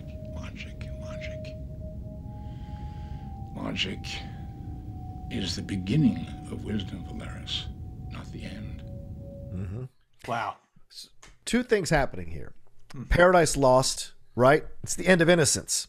And it's this idea, once again, Star Trek, what it aspired to be in the 60s, it's the 90s now. We got to deal with the reality of it. And that's what 6 does. And I love that, as most of our teachers, just like Yoda said in Rise of Skywalker, which a lot of people had issues with, but I loved. I love it too. The greatest teacher is failure. And what Spock is saying here, when I was a young man, I thought as a young man, logic. Now that I've gotten older, I've become wise. And to me, I understand now that logic is the beginning of wisdom. And then there's so much more to go to get to understand how to handle or dissect a situation to its best possible outcome. So much is happening here in these interactions between them. So first of all, you just totally blew my mind. It never occurred to me the being thrown out of paradise, the contrast between the series and where this episode is. Yeah, that's amazing. And the thing I think about with Spock is like, what's his journey? You know, like, and because we talked about him in these films, is that he's trying to get rid of all emotion in motion picture, and then through his interactions with V'ger realizes the importance of his friendships and of those emotions, and then and then he dies, comes back to life, has to relearn kind of who he is, and the Spock post V'ger, post death, is a very different person. And so this idea of logic is the beginning of wisdom, not the end, is that, well, that's his journey. That to me is the entire journey of Mr. Spock throughout Star Trek. Logic is the beginning of wisdom, not the end. And there's definitely a difference to Spock after Star Trek 3, because in Star Trek 4 we've already seen that he has to rediscover who he is. And, you know, after you die and come back to life, I'm guessing you're never quite the same, are you? True. I love, by the way, that the scene ends with him saying, "This is my last voyage as a member of this crew. I intend you to replace me." And she says, "I could only succeed you, sir." Great scene. And just imagine now all of that, but with Kirstie Alley as Saavik. Yeah. That would have, I mean, it's a great scene, but damn, Kirstie, why couldn't you just do it? Well, and let me ask you something, Scott and Steve. From what I understand, there was also this like subplot they were going to add where Valeris or Saavik was going to have a romantic relationship with Spock and have a child, and like there were rumors with Robin Curtis as Saavik that was going to happen in 4, and they were really going to lean into it.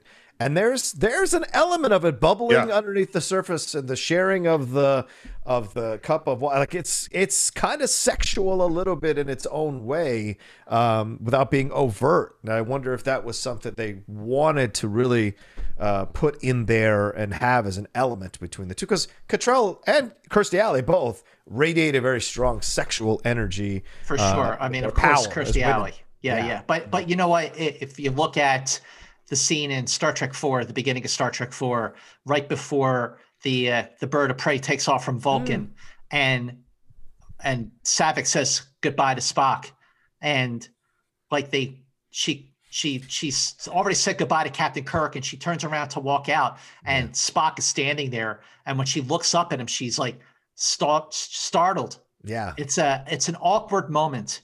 There's a little bit of sexual tension there, at least on her part, not on his, but on her part, because, you know, she helped him get through the Pon farr when they were on the Genesis planet in the previous movie. So maybe if the remember moment from Star Trek 2 can plant the seed for everything that happened in Star Trek 3, that Pon farr moment certainly, John, could have planted the seed for a deeper relationship and a family between Spock and Saavik. That would have been very, very interesting, because then you would have had a child that is part human, part Vulcan, part Romulan. Yeah.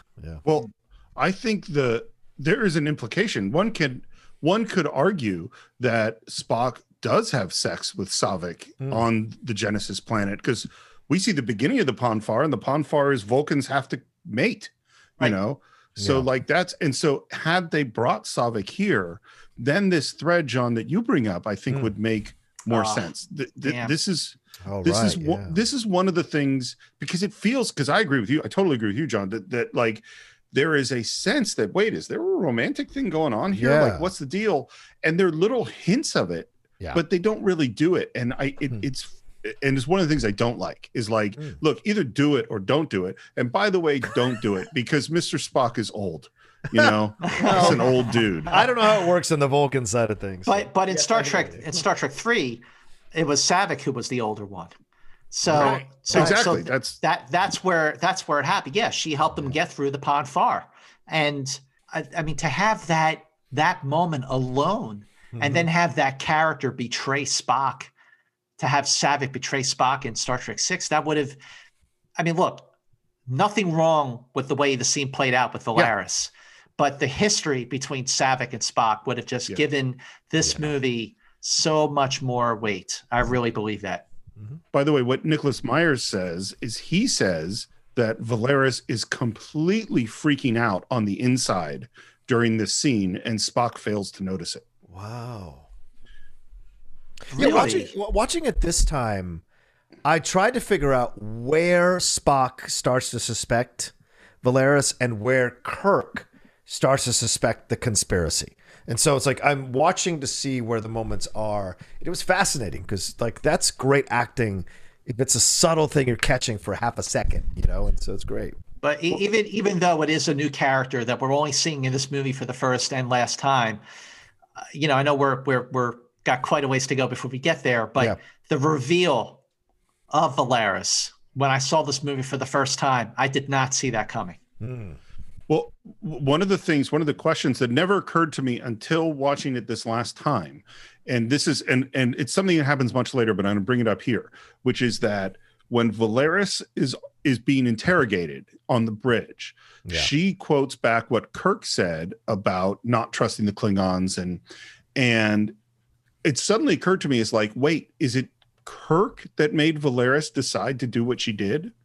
There's an implication in the way the scene happened that if she hadn't walked in to hear the final thing that he said, that she wouldn't have made this choice. And I'm not sure. Did that occur to either of you, or what do you think?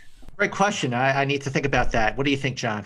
I don't know, to be honest with you. I don't know. And as we go along, I think it'll become clearer because I hadn't thought of it quite like that. Let's revisit that question. Yeah. All right. Well, what's your thoughts on it, Steve? I think it's half there. Yeah. Like to me, I wish there's just some things where I think this could be better. Okay. It's like, I think you either do that or you don't. You know, it's the same with the Spock Valeris relationship. It's like, well, either do it or don't. Wow. You know, Steve, such a director. Subtlety's okay, man. Subtlety's okay. A little flirty. Sometimes let it dance around there. Sometimes, yeah. But maybe there wasn't a point to have that relationship. So having it just hinted at is just there for you to catch if you want to catch it, but it's not actually going to play out. But then again, the moment, like I said, Nimoy's reaction after he pulls his hands off Valeris later on in the movie, you feel that in your soul. Oh, absolutely. Yes. Right? Yeah. And you hear Nimoy's voice crack too. Yeah. So there's a lot there. That scene is really there's something. a lot. There's a lot of stuff going on. We see the Klingon ship. It is the same model from Motion Picture. And Kirk is on the bridge and we're discussing whether or not we're going to raise shields. And we don't. And we call them, and there is Chancellor Gorkon on the screen. He is both based on Gorbachev, but visually he was based on Abraham Lincoln because he's got that Lincoln-esque beard. Right. The great David Warner. Love David Warner. Who, by the way, was in Star Trek V, different character. Yes. Yes. So, how did they get away with that? It's like, well, let's bring him back. Why? Let's bring him back. You know what? He didn't deserve Star Trek V. Let's give him Star Trek VI. And he's in Next Generation, like a season or so later. Wow. Because he tortures Picard. Oh, that's right. There are 4 lights. That's a really good episode. And Kirk, in this moment of tension, does something completely surprising to, I think, everyone on board, including Spock, which is to invite them to have dinner over on the Enterprise. Yeah. They accept, and as Kirk is heading out, Valeris says there's a supply of Romulan ale that might make the evening go more smoothly. They're so smart here, Steve and Scott, of how they, as you said, Scott, I was surprised too, and I'm sure Steve was, or maybe he figured it out ahead of time, but like, I was surprised when the turn happens because Valeris is so essential to trying to make this happen in a way that's positive, whatever her reservations are. And so when the twist happens, it is a shock because throughout she's helping when they're going after who the people were with the boots. She's in charge of the investigation. There's so much about her that you think she's on Kirk's side that I think it's brilliant. But the other side of it is too, I like that Nicholas Meyer doesn't let you put Kirk in a box necessarily. Right off yes, let them die. But then he's like, well, bring him over for dinner. So he's going on his own journey step by step throughout this whole process of where he lands on this as well, you know, because he must trust Spock as his friend, whether he's pissed off or not. It doesn't mean it doesn't affect him to rethink his own points of views on the situation and to create space for certain moments of respect or courtesy that a captain must administer in certain situations. So I love that. There's also an argument that the Romulan ale is part of her plot. Good well, point. you could argue that now, but when you're watching it for the first time, you just think that she's being very attentive and on the ball. Right. Exactly, 100%. Absolutely, it was part of the plan. Right. And the last line of the scene is from Chekhov, who says, "Guess who's coming to dinner?" Now that line, I hate that line even when Chekhov says it, but that line was originally going to be said by Uhura, and Nichelle Nichols refused. Yep. She said, "There's no way I am saying that line." So it is and it is a racist line, and of course it is an allusion to the 1967 classic starring Spencer Tracy and Sidney Poitier and Katharine Hepburn. And I just, again, I don't like the line. I don't like that Chekhov says it. Yeah. I don't like seeing our crew this way. They've been through so much during their 5-year mission. By the way, they had their 5-year mission that we saw in the original series. And then there was a second 5-year mission that Kirk had with the Enterprise after Star Trek: The Motion Picture.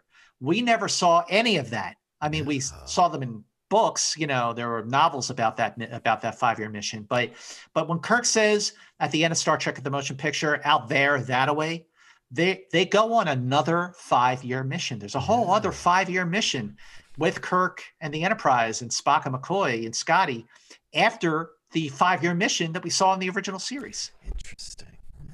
What exactly their ages are, how long they've been doing this, and why have the rest of the crew, other than Sulu, not gotten promotions? It seems a little strange, but we're in the transporter room. This is the redressed Next Generation transporter room, and now we get to meet our Klingons. We see the woman first, that's Chancellor Gorkon's daughter, and we see Chancellor Gorkon, and there is a very slow tilt up from the giant tusk cane, whatever it is, to Gorkon. And he presents his crew. He says hello to Spock, presents his daughter, presents his military advisor, who's like a giant, and then he presents his chief of staff, General Chang. And when Chang beams aboard the Enterprise, his head is tilted, and when he turns back to face the Enterprise crew, you see as he's beaming in, and as his face becomes more clear, that he is wearing an eye patch that is nailed into his face. Yeah. So this guy is hardcore, baby. He is a serious, serious figure. And when Christopher Plummer passed on, I posted on Twitter with a picture of Plummer as Chang. Yeah. And I said, and I mean this, there have been a lot of really great actors who have played Klingons. When you look at John Colicos from Errand of Mercy, and especially Michael Ansara from Day of the Dove, what a great, great Klingon he is. And then obviously, Christopher Lloyd in Star Trek 3, he was terrific. But Christopher Plummer took that whole notion of playing a Klingon to another level. Yeah. He gave it such, I don't want to say credibility, but prestige. Mm-hmm. I mean, for obvious reasons, I say this, but he took playing a Klingon to a Shakespearean level, and that level, it fit, it worked, it made sense. He milked it and was an amazing character. And the fact that Christopher Plummer was so committed, he was so committed to playing Chang. This movie is all the better for it. Don't you think, John? Yeah, 1,000%. I mean, I know he's done a million things, but this is what I always have at the top of my heart when I think of Christopher Plummer as Chang. You're so 1,000% right. There have been great actors to play Klingons. So many different varieties of Klingons we've seen over the years up until this point. But there was something about Plummer's performance that was a cut above everyone else, and it was an exciting new approach to a Klingon.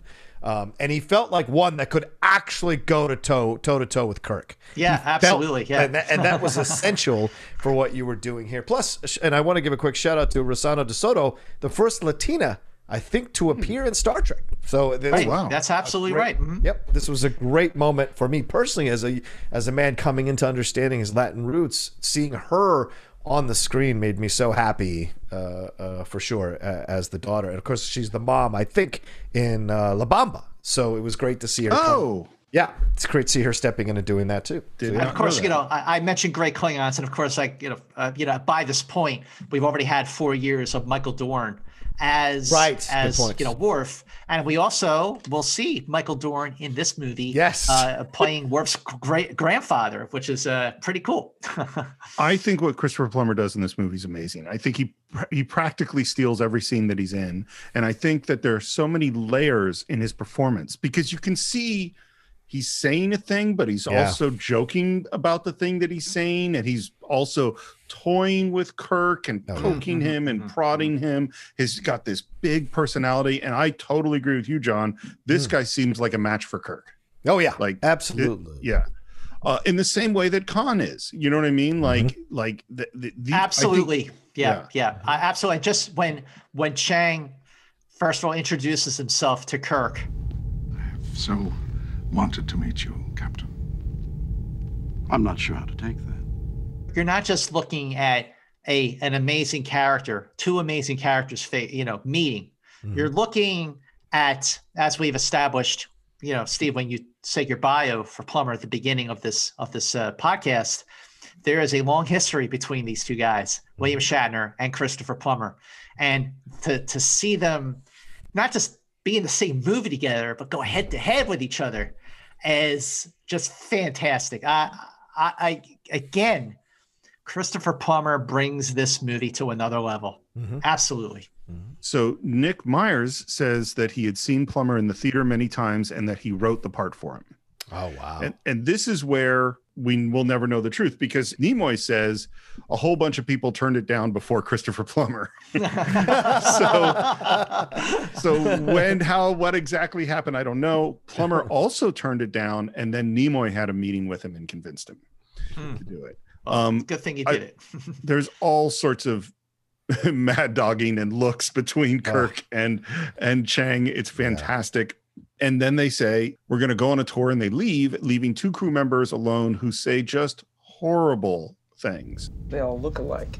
What about that smell? Oh, it's awful. This is the stuff that even today I don't like seeing from the crew of the Enterprise, even people on the lower decks.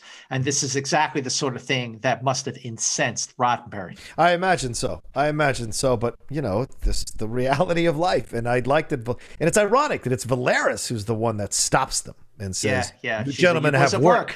And he goes, "Then snap to it." Yeah, and I think those are the two guys who end up doing the murder. So I think that's what. Oh, really? I think. But it's an interesting moment. Wait, John, you're right. I think they are the two guys. They are. Yeah. When she says, "You men have work." Yes, ma'am. Then snap to it. She's saying, "Go kill the Chancellor." Yep. You guys know what to do. You got to plan this thing. I didn't realize they were the same guys. Holy shit! Yeah, John, I didn't realize either. Yeah. So because that's actually brilliant, and thank you for pointing it out. It's a nice double meaning there. Yeah, right. Because you go, oh, she is doing the good thing in this scene when in fact she's doing the bad thing. Yes. Right. I'm totally fine with there being racism in the Star Trek universe. I think it's great because I think that's how we address these issues. Right. It's just too ubiquitous on this ship in way too prominent a way for me. Well, and I get that, and I think that's a fair feeling, obviously, Steve. But I also think if let it marinate a little bit that it's these two guys that say these things, because these are the two guys that carry out the assassination, and they must feel this way, you imagine, in order to carry out this assassination. So I wonder how much Valeris had in recruiting them. So I don't know. You're totally right. I think that's absolutely true. It's what we're going to hear from the rest of our crew. Yeah. Go along. Would you like to go to dinner? Sure. It is a big, long table with our Klingons and our crew. It's very fancy. There's waiters with napkins over their arms, pouring big, big tumblers of Romulan ale. How strong do you think Romulan ale is? Well, it's got to be pretty strong if it gives Kirk a headache. Yeah, I was going to say. But yeah, right.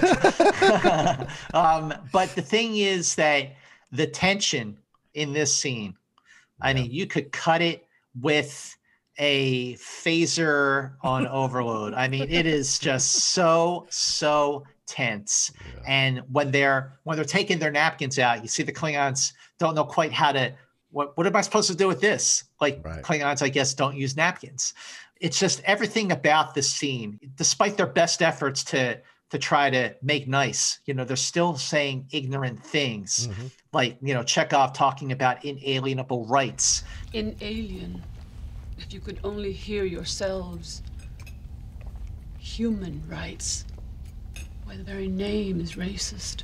It's a very intense scene, but it's a powerful scene because the performances throughout this scene are all terrific. Yeah, they really are. By the way, one of the problems with, and John, you've probably been through this, when you're acting in a movie and there's food, is you're going to do take after take after take. And the more people in a scene, the more coverage you have to do. So you have to do everybody's close up, 2 shots, wide shots, moving shots, all this stuff. And every time people have to eat. So smart actor, Shatner describes it as like, you go, oh yeah, you're almost about to take the bite, but you never actually take the bite. And this food was particularly nasty because it's like squid dyed with blue food coloring. But Nick Myers really wanted people to eat. So he said, I will give $20 to each actor for every take that they actually eat in. Wow. And Shatner, who wasn't going to eat at all, takes that as a challenge. And he says he made $1,200 off of Nicholas Myers that day. Of course he did. And then he threw up, didn't he? I mean, come on. It just looks nasty. It's so unappetizing. And Chancellor Gorkon makes a toast. I offer a toast. The undiscovered country. And everyone kind of gives a look, and then he says, the future. But the undiscovered country is also death. It's death. Because in Hamlet, Act 3, Scene 1, which is when that line is uttered, Hamlet is talking about death, but you could look at death as the future. I mean, we all are facing it eventually, hopefully not for a very, very, very long time. Now, the title, The Undiscovered Country, was the working title for Star Trek II. The Undiscovered Country, if it means death, is fitting for that movie because of what happens at the end of that movie to a couple of people. So he called it Wrath of Khan, and now Star Trek VI is The Undiscovered Country. And I don't know if you guys knew this, but you have never really experienced Shakespeare until you've heard it in the original Klingon. So great. And again, Chancellor, General Chang, his delivery of Shakespeare sounds a lot better in Klingon. I wonder how many people discovered Shakespeare because of General Chang's delivery during the big battle scene at the end of this movie. Well, and right now he says to be or not to be in Klingon. And here's what happened with this. That's not the original lines in Klingon. They gave him some other lines, and Christopher Plummer did not like the way it sounded. And he said, make up some other sounds. But what he didn't understand is that Klingon's a language. You can't just make up sounds. And so they had to go back to their Klingon dictionary and look for other words that could mean this. And so what he's actually saying is to continue or not continue in Klingon. Oh, is that right? Yeah. Mark Okrand is the creator of the Klingon language. It's an actual language with an alphabet and all of it. What I've always appreciated about Star Trek is that it has always leaned into Shakespeare. You have some episodes that were named after titles from Shakespeare, like By Any Other Name, obviously All Our Yesterdays, and one of my all-time favorite episodes, a very underrated episode called The Conscience of the King, which that episode in itself is Shakespeare in space. And then in Star Trek IV, McCoy says, angels and ministers of grace defend us, which also comes from Hamlet Act 1, Scene 4, because it's when Hamlet sees the ghost. Yeah. I just love that, what you were saying, John, about how this movie works so well because there was so much to it, so many topical elements to it. It was an allegory for so many things. Mm-hmm. And on top of that, just like some of the very best moments of Star Trek, Undiscovered Country leans into Shakespeare by having Chang reference Shakespeare, quote Shakespeare. Yeah. That is another element that just elevates this movie. Mm-hmm, mm-hmm. And at first, this dinner seems like it's, people are trying. Scotty says, perhaps we're looking at some of that future here. And then Chang says, tell me, Captain Kirk, would you be willing to give up Starfleet? And there's a reaction, and there's a look, and Kirk is about to answer when Spock answers for him. Oh. Attention. Yeah. This moment. It's so interesting seeing conflict between these two guys. Yeah. But it's great. It's great. We rarely I love see it. I think it's great. Yeah. And Kirk then says, far be it for me to dispute my first officer, but Starfleet has always been in the forefront. Captain, there's no need to mince words. In space, all warriors are cold warriors. In case you didn't get the metaphor, this is it. Yeah. And it's great here to Steve, because this is furthering the division here a little bit between Kirk and Spock, but also Chang is such a this is perfect for him. He is on Kirk's ship. Kirk is forced to be more courteous, more respectful. So Chang can play at the edges, take in the shots, goading him. He is perfect. He is the dominant in this exchange because it's worked out that way with the factors around him. If Kirk had been invited to Chang's dinner, maybe Kirk would be the one slowly making little jabs, knowing that Chang has to be on his better behavior as the captain of the ship. So it's an interesting play, but it's also if you're the kingfish of something, there's always going to be someone who wants to take you on, right? The Gunfighter, the great Gregory Peck movie, is all about. I heard about the gunfighter. I want to be the person that takes down the gunfighter. I want to be the person that takes down Captain Kirk.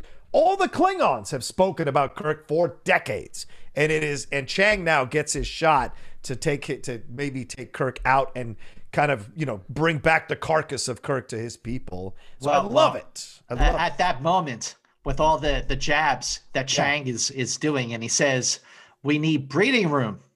Yeah. Kirk with a great comeback. Oh. Earth, Hitler, 1938. Chang just gives him a look with that one eye and says, I beg your pardon. And it's this really uncomfortable silence. These guys are not getting along. And then, Chancellor Gorkon says, I see we have a long way to go. Which I think is great and shows his diplomatic skills. You know what I mean? Yeah. I think Gorkon is a great character. It's time to say goodbye to the Klingons. Our crew is obviously a little worse for wear, or a little worse for a Romulan ale. And Gorkon goes up to Kirk and says, you don't trust me, do you? I don't blame you. Yeah, I don't blame you. If there is to be a brave new world, our generation is going to have the hardest time living in it. You're right. He is a great character. It's short but sweet. And then Chang walks up to Kirk, gets in his face. Once again, quoting Shakespeare. Parting is such sweet sorrow. From Romeo and Juliet. And then... Have we not heard the chimes at midnight? From Henry IV, Part 2. Yeah. Falstaff's line. Yeah. He is just, on it. And Kirk just kind of shakes his head. They beam off, and they take a deep breath. like thank God that's over. I love Kirk saying, if anyone else can let me know how else I can mess up tonight, let me know. I'll be in my quarters. It's great. They all understand it went terribly. They all get it. And it's such a funny moment. But I will say one last thing. David Warner's line is so powerful. And I come back to it when I watch the movie all the time, because this is a universal line for every older generation. Whenever things change, it is the older generation that is always complaining and bitching about it. And that's just the way it goes. And it's been that through time. So him saying saying it applies to any situation. It applies to people now. You know, I see all the old people crying, what are influencers? What's this? And that's just the young thing. It's the new thing. You're not part of it. Move on. You know, this is the way it goes constantly, because your parents said, what the hell is this? What's this punk rock? What's this? You know, it's the way it goes constantly. And I love that they have that moment between Kirk and Gorkon. I agree. And I think change is hard. And I actually think for most of the big things, people don't change that much, and really the generation has to die off. Yeah. You know, that's how real change is. The younger generation is like, okay, I'm cool with this. Right. And we see that all the time throughout our history. But by the way, one more moment, Uhura saying, did you see the way they ate? Yeah. See, these are the things where it's like, look, you've been meeting alien species your whole life. That character wouldn't say that line. I don't believe it. You know, that's my opinion. Okay. Kirk is back in his quarters, looking at his picture of David, talking about how they sort of messed up. Says, note to galley, Romulan ale no longer to be served at diplomatic functions. And just as this poor kind of had too much to drink guy is ready to go to bed, Spock calls him up to the bridge. And just the expression on Kirk, you know, he lays down and then Spock calls him. And you can see he's just like, like, right? He's like, Spock, for the love of God, will you leave me alone? And then I like how when Kirk takes the turbolift up to the bridge, you know, when he's in the turbolift, he's like slumped down and hunched over. But when the turbolift door opens, he straightens himself out, you know, stands upright. And, you know, Spock's telling him, you know, I find this curious. Spock, I'm really tired. We are reading an enormous amount of neutron radiation. And the moment he says that there's neutron radiation that we're sensing, Kirk immediately becomes Kirk again. Like, yes, you know what I mean? Like that tiredness, that all goes away because something's going on. Yeah, you can see that he composes himself when Spock says that. And in the next moment, we see a photon torpedo shoot from the Enterprise, it looks like, and hit the Klingon ship. Which tilts. And now it's the whole bridge goes into action, going, what happened? We have fired on the Chancellor's ship. And on the Klingon ship, they are losing gravity. It tilts. This, by the way, these sets are on gimbals. And so that's where the tilt is coming thing. Things are floating up. Blasters are floating. And they say, we have been betrayed. Scotty says, according to our inventory, we're fully loaded. We could not have fired a torpedo. And now on the Klingon ship, these guys, two guys in suits show up with gravity boots, magnetic boots so they can walk. I think this is the coolest action sequence possibly in all the original series movies. I think it's just so beautifully done, this sequence. I think it's beautifully done, but go back and watch the attack on the Enterprise from the Reliant in Star Trek II. You're right. That's fantastic. That is a fantastic, with the whole thing with the ratios, their shields are going up, fire, you know, that is a beautifully directed scene. Absolutely. But so is this one. And for 1991 to have this kind of visual effects and weightlessness and everything, and to see the two people in spacesuits, you know, Federation spacesuits firing on the Klingons, and they're cutting off limbs, and the blood is the sort of purple violet blood is floating in the 0G. It is definitely a very, very well done scene. No question about it. And basically these two guys, they march through the Klingon ship and just wipe people out. And I love the way the you know, we're at the beginning of CG. I think the floating CG blood is really cool. By the reason it's kind of violet is because if it had been red, they would have gotten an R rating. Oh, wow. Oh, okay. That's good funny. trivia. One of the effects when a guy gets hit and he flies backwards, where the way that's done is that it's actually on the tallest set on the Paramount lot, and they've built the corridor vertically with the camera on the ground looking straight up, and the Klingon being suspended by a wire above the camera. So that's why he looks like he's floating. He's actually being suspended from behind. And when he gets shot, they pull him straight up away from the camera. That's how that effect is done. And it works just perfectly. And they come into where the Chancellor is, and they shoot one of the people with him, and then they shoot Chancellor Gorkon. And he's tumbling end over end when he gets shot. It's a really dramatic effect. You know, this is pretty violent. It's really violent by Star Trek standards. You know, I mean, I remember when I saw Star Trek II for the first time, and you know, the scene where the SETI eel goes into the ears of Chekhov and Captain Terrell. I remember I was 13 years old thinking, whoa, that was really, really disturbing. And, you know, by the time I saw Star Trek VI in theaters, I was 22, and I still thought but I felt that Star Trek VI felt dark in a whole lot of other ways as well. I mean, it's definitely a dark and violent movie, for better or worse. It's a political assassination. It's insane. It's insane. It's, you know, the 70s movie breaking out. in Star Trek film. Well, that's a great point, because in particular, how compromised our characters are. Like, these are really gray areas our characters are operating in. It totally is 70s-ish in that sense. And at the end of the sequence, our bad guys return to the transporter, and a little drop of that violet Klingon blood ends up on one of the boots before they beam out, and then gravity is restored, and watching not just the bodies fall down, but the blood fall down and splatter. It is something unlike anything we've ever seen in Star Trek. And then Chang calls Kirk. And I love that the shot is sort of above him, looking down. Have you not a shred of decency in you, Kirk?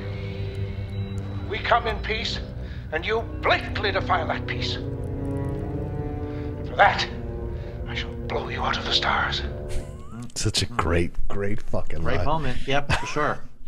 I will blow you out of the stars. And Kirk is confused, and the Klingon ship is coming in. It's ready to fire on the Enterprise, and Chekhov says, "Shields up, Captain." No reply. Repeats it. "Shields up, Captain." And Kirk says, "Signal our surrender." Captain, we surrender. This is a great moment. I agree, because the music's been building to this moment, and then he goes, "Signal our surrender," and he goes, Yeah, and everyone just looks around like, what? Captain Kirk surrendering? This doesn't happen. And Uhura's even shocked so much that she blurts it out. The communications officer blurts it out. And Kirk is like, it's just such an odd situation. But once again, Kirk is in this position where he is the captain. It says they fired. He has to take the responsibility of the situation. So I thought it was a fascinating moment for sure. I think it's 100% the right choice. I think it is awesome. I think it's a great, I'm not saying just the filmmaking choice. I'm saying Captain Kirk does the absolute right thing. If he had raised his shields, then we're just at war. Peace is never going to happen. The only way to save the peace. The only way to sort of salvage at least the intent, which was that we did nothing to do with this, is to not put his shields up and surrender right away. Any show of force at that point would have certainly made it more difficult for them in a court of law. But even in a court of law, a Klingon court of law, they're still not going to, well, we'll see what happens with that scene. I love this moment with Spock, because Kirk says, "I'm going over there." And Spock says, "I'm responsible for involving you in this. I will go." "No, I'll go. You'll be responsible for getting me out of this." And we see the doctor's going too. And then there's this moment, which is so preying on your Star Trek geekiness, because Spock says, "Perhaps you're right." And it looks like he's about to give him a nerve pinch. And of course, that's the end of Wrath of Khan, is that he says to Scotty, "Perhaps you're right," and then knocks him out so he can go into the chamber where he, dies from radiation poisoning. Right. And this moment's almost, so you're like, oh my God, was he about to nerve pinch him? But in fact, no, he did something completely different. Well, I thought that this moment, the first time I saw it, I thought he was just like, sort of patting him on the back, like, okay, yeah, you're right. But no, he was putting something on him in case they get separated and they can keep track of him. And as soon as Spock makes that move, when, Kirk has his back to the camera, you see a Velcro thing on his top left shoulder. So that's the device that Spock puts on him, so they could keep track of him and rescue him if they need to. Have you lost your mind? I give you my word, I don't understand what has happened. We're here to help. And they go into the room where the Chancellor's been shot, and the Chancellor is still alive. And McCoy asks if they have a surgeon. We were until this disgrace. Well, then, for God's sakes, man, let me help. They get him on a table. They try to stabilize him, but he doesn't know Klingon anatomy. His heart stops, and McCoy's on top of him. Come on, damn it. Come on. He comes back to life just for a moment, grabs Kirk, and the last words the Chancellor says is, "Don't let it end this way, Captain." And then his hand falls. And with that, they're arrested, and everyone on the bridge, Horace lets everyone know that they've been arrested, and there is just silence. Yeah. Like, oh boy, we just had dinner with these guys. and the whole movie has shifted. It's just a completely different movie. And I think at that moment, it is a good time to end part 1 of our exploration of Star Trek VI, The Undiscovered Country. As always, we want to hear what you think. Visit our Facebook page, do a search for the Cine-Files. You can subscribe to the show on iTunes, on Spotify, Stitcher, YouTube, even on Audible. Please leave your reviews on iTunes. They really, really help, and we really appreciate every single one. You can support the show by going to patreon.com/thecine-files. You can buy Star Trek VI or any other movie we've ever reviewed, or stream it through Amazon Prime on cinefiles.net. That's cine-files.net.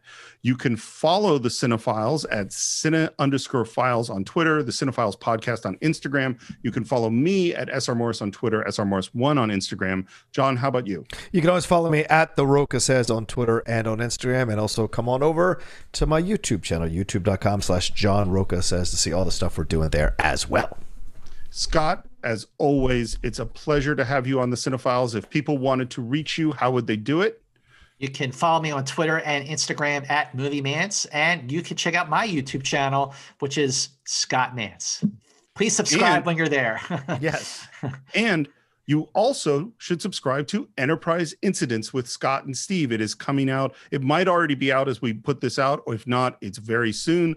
Scott and I are exploring every single episode of the original series in production order. And I think that is it for this week. Next time on the Cine-Files, we will try to discover the undiscovered country with the conclusion of our exploration of Star Trek VI.